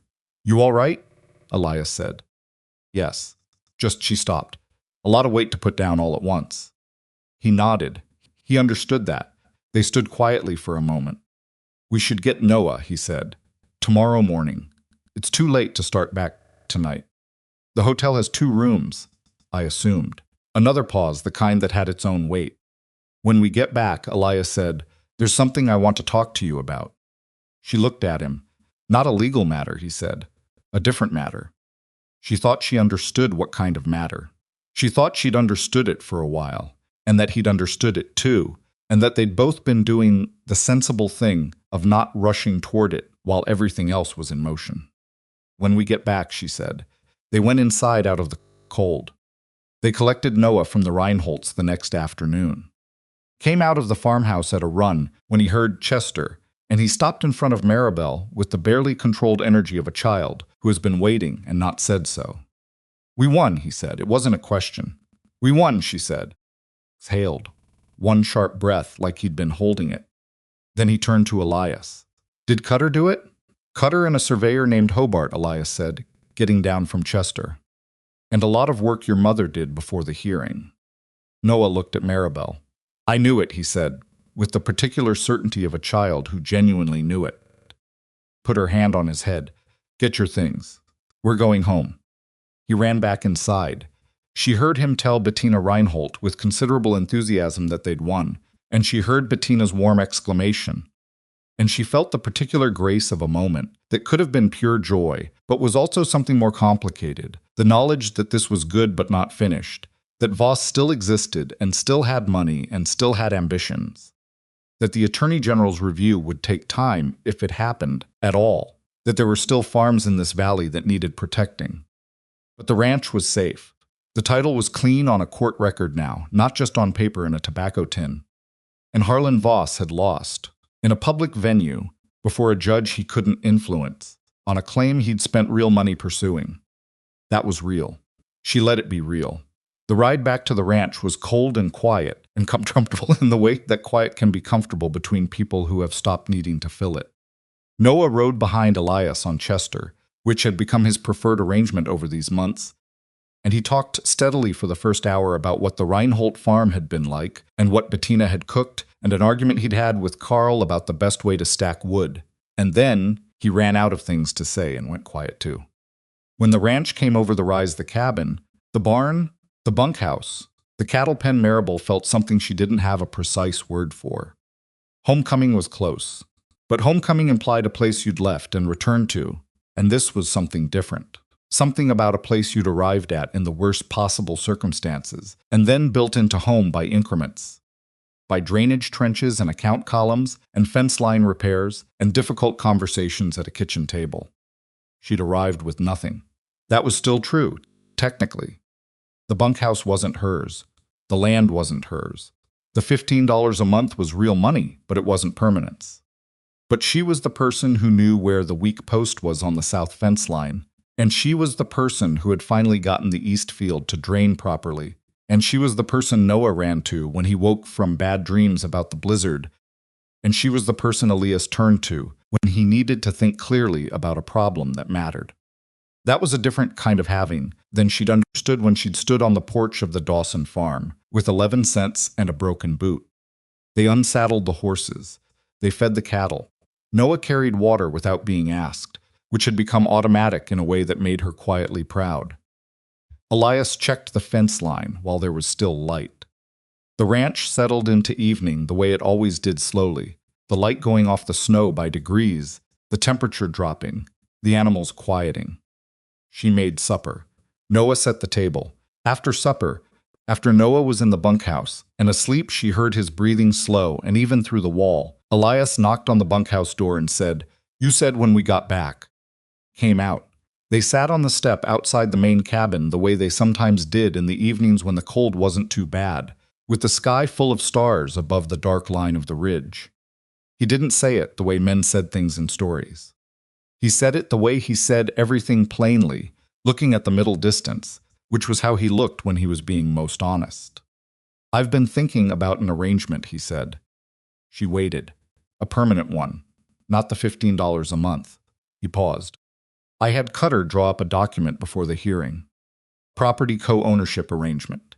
Equal shares, legal standing, your name on the deed alongside mine." He reached into his coat and brought out a folded paper. "You want it?" She looked at the paper in his hand. Then at him.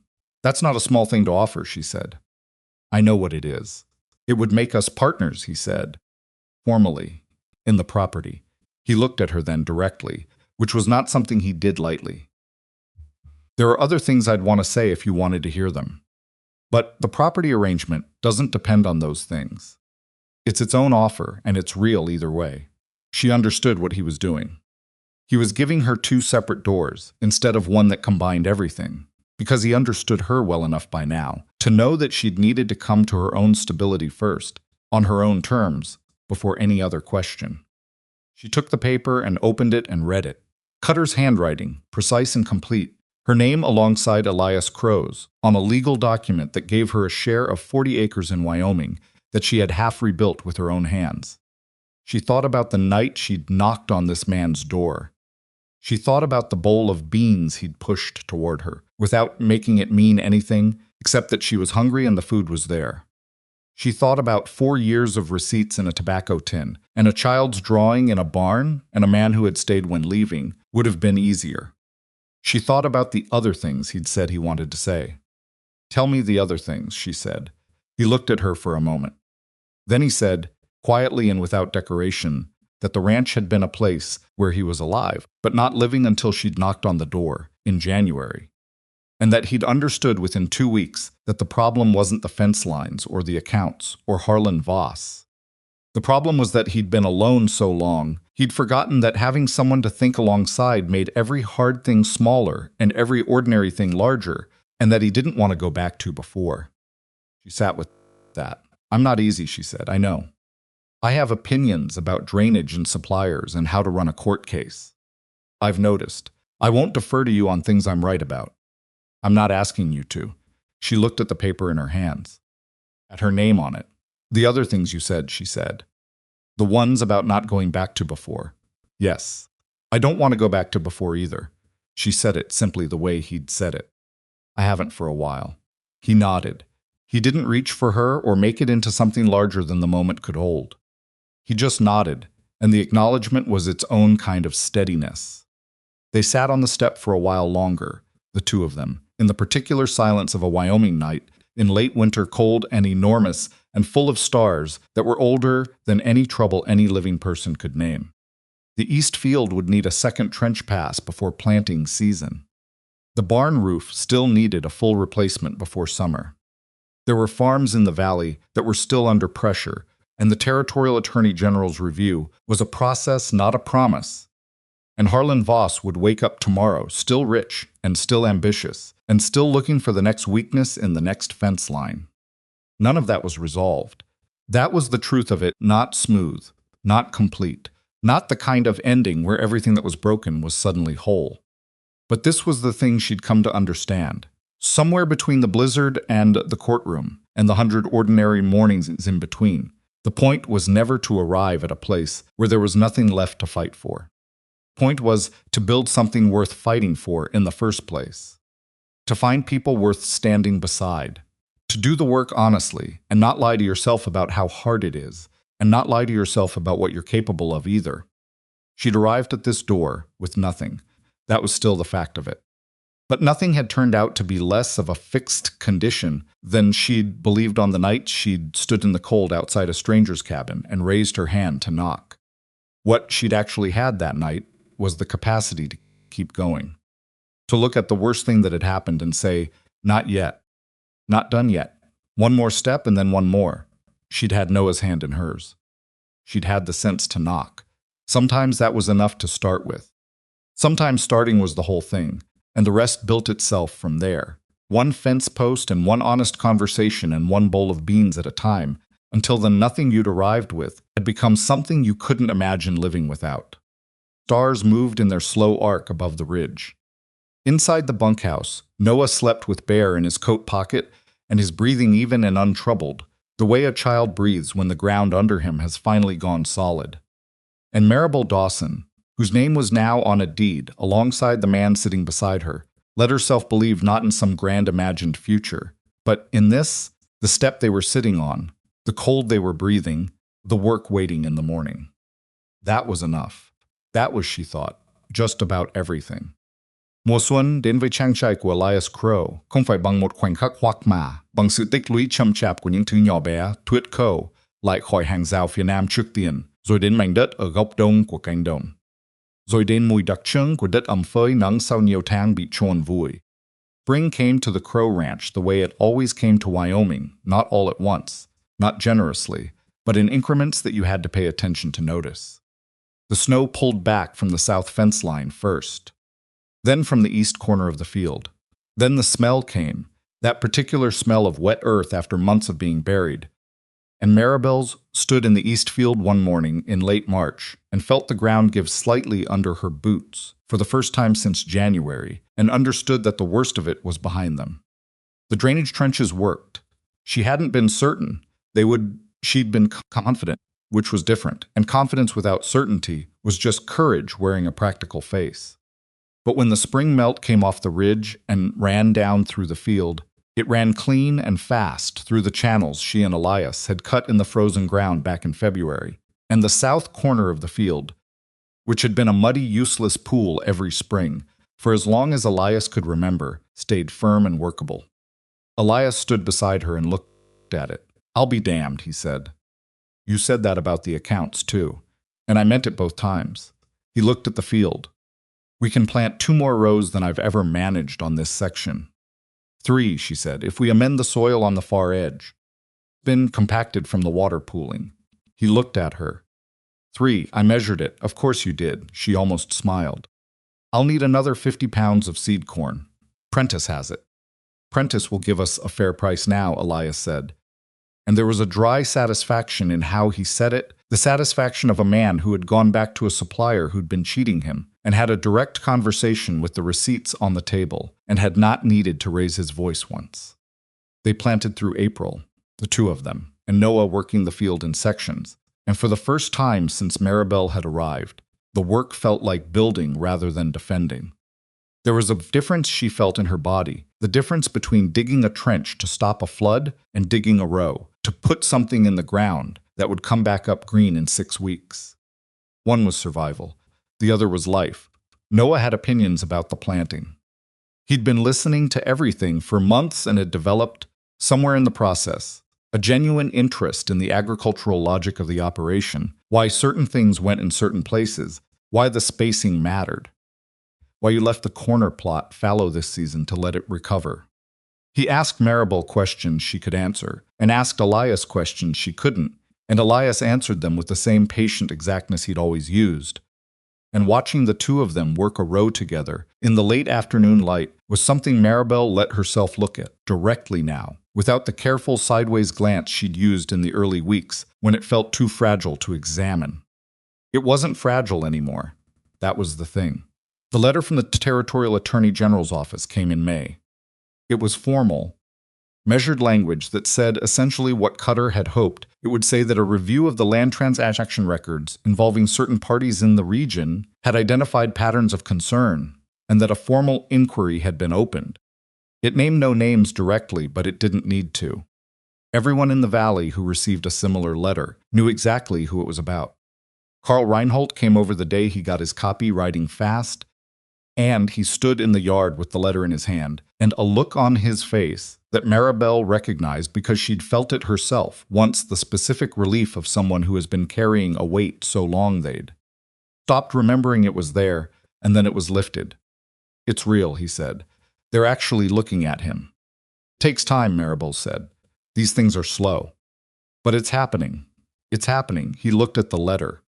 Then at the ranch around him, the green coming up in the east field, the barn with its new roof section gleaming against the old wood, the cattle looking better than they'd looked all winter. "Tom Anderson got one too," he said. "He came by this morning. He wants to talk. About organizing. About what the farms around here do if Voss tries something again." Elias had come out of the barn. He looked at Carl. "Tell Anderson we'll meet. End of the week, here if he wants." "He'll want," Carl said. The meeting at the end of that week brought 6 families to the Crowe ranch: the Andersons, the Reinholds, the widow Fenwick, who came alone on her small horse, and 3 other farm families from the south end of the valley whose names Maribel had heard, but whose faces she was learning. They stood in the yard in the May afternoon and talked for 2 hours about land notes and suppliers and the mechanics of what Voss had been doing. And Maribel moved through the conversation the way she'd learned to move through most things, listening first, speaking when she had something specific to add, not performing certainties she didn't have. At the end of it, Tom Anderson said, "We should meet regular. Every month, maybe. Share what we're hearing. And when someone gets in trouble," Carl said, "the rest of us know about it fast enough to help." Sarah Fenwick said, "I'll start keeping notes. What comes through the store? Who's asking what?" Elias stood at the edge of the group and looked at the people standing in his yard and didn't say much, which was how he was. But she could see in his face what the sight of it meant to him, the ranch that had been an isolated outpost of one stubborn man's refusal to leave. Now full of people who had decided to stand together in the particular way that people on the frontier stand together when they finally decide that being divided is more dangerous than being seen. After everyone left, Maribel and Elias sat on the porch in the long May evening. "McCarthy should know about this," Elias said. She looked at him. "James McCarthy. In Denver." He looked at the field. "I'm going to write to him. Tell him what happened. Tell him about the Attorney General inquiry." He paused. "I'm not asking him to come back, but he should know." "Yes," she said. "He should know. He wrote the letter that week." McCarthy wrote back in 3 weeks a longer letter than either of them expected, 4 pages in a small hand, that said among other things that Patrick was doing well in school in Denver and was tall for his age and still drew horses, and that James McCarthy himself had not had an easy time of it since he'd left, but that hearing what had happened at the hearing in Laramie and about the Attorney General inquiry had given him something he hadn't had in a while, which he didn't name directly, but which read like hope. Elias read the letter twice and put it on the shelf above his workbench. It was Noah who noticed the horses first in June. He came in from the field one afternoon with dirt on his hands and his face bright with something that was trying to be calm and not quite managing it. "There are 2 horses in the south pen that weren't there this morning," he said. Elias looked up. "What? 2 horses?" "Brown one and a gray." "Good looking. Not ranch horses, they're too clean." Elias went out. Maribel followed. The horses were real, a brown mare and a gray gelding, both well-fed and well-shod, tied to the south fence rail with a note tucked under the lashing of the brown mare's saddle. Elias took the note and read it. He handed it to Maribel without saying anything. The note was from a rancher 2 counties north named Bridwell, who Cutter had apparently spoken to a man who'd had his own trouble with a Voss-adjacent operation 3 years back and had come out the other side of it. He'd heard about the hearing in Laramie through Cutter. He was sending 2 horses as a gesture of solidarity, which was a word he didn't use but was clearly what he meant, and he said if the Crowe Ranch needed market connections for their cattle this fall, he had a buyer in Cheyenne who paid fair and didn't ask for kickbacks. Maribel read it twice. "People are watching what we did," she said. "Apparently," Elias said, "and deciding it's worth connecting to. That's what it looks like." She looked at the horses. The brown mare looked back at her with mild equine interest. "The gray is good looking," she said. "The gray is Noah's if he wants it," Elias said, which was said so casually, and with such complete absence of drama that it took her a moment to register it. Turned and looked at him. He shrugged slightly. "He needs his own horse. He's been on Chester and Ruth long enough. Chester doesn't like it, and Ruth puts up with it." She looked at him for a moment longer. Then she called, "Noah." Noah appeared from the barn in approximately the amount of time it takes someone who's been listening from the barn to walk casually out of the barn. "The gray," Elias said, nodding at the gelding. Noah looked at the horse. He looked at Elias. He looked at Maribel. "Mine?" he said. "Yours," Elias said. Noah went to the fence and put his hand out, and the gray came forward and put his nose against Noah's palm with the particular equine willingness of a horse that had been handled well and was open to new people. And the look on Noah's face was the look of a child, receiving something he'd wanted so much, he'd stopped letting himself want it. Maribel looked at Elias. He was watching Noah with the expression he'd been less and less careful about concealing. In recent months, the expression of a man who had a boy on his property that he'd come to think of as his responsibility in a way that exceeded the original arrangement and had no intention of pretending otherwise. She put her hand briefly on his arm. He put his hand over hers just for a moment, and then they both turned back to watch Noah introduce himself to the gray horse, with the formal seriousness of someone who understood the weight of the occasion. Summer came on fully after that, and the east field came up the way she'd calculated it would 3 rows more than Elias had managed before, the soil in the compacted corner responding to the amendment she'd worked in through April. The vegetable garden she'd put in behind the cabin produced more than she'd expected from the first planting, and she spent 3 weeks in July canning while Noah and Elias brought in hay and repaired the section of the barn roof that still needed it. And the rhythm of it, the work and the heat, and the sound of the ranch going about its business was the best kind of tired she'd felt in longer than she could remember. She sold surplus vegetables in Garson Creek in August. She drove the cart herself, with Noah beside her, and she didn't go by the back way or the quiet way or any way that avoided being seen. She went down the main street, and she stopped at Sarah Fenwick's store first, and they had coffee and talked for an hour about the Attorney General's inquiry, which was progressing slowly but progressing. And then she went to the market square and sold vegetables to people who a year ago had been afraid to speak kindly about her. And she did it without making anything of it, because the point wasn't the proving. The point was just the doing. She drove home in the late afternoon with an empty cart and $43 from the summer's surplus, which she put in the ranch accounts under income, in her own careful handwriting, in the column beside Elias Crowe's name and her own.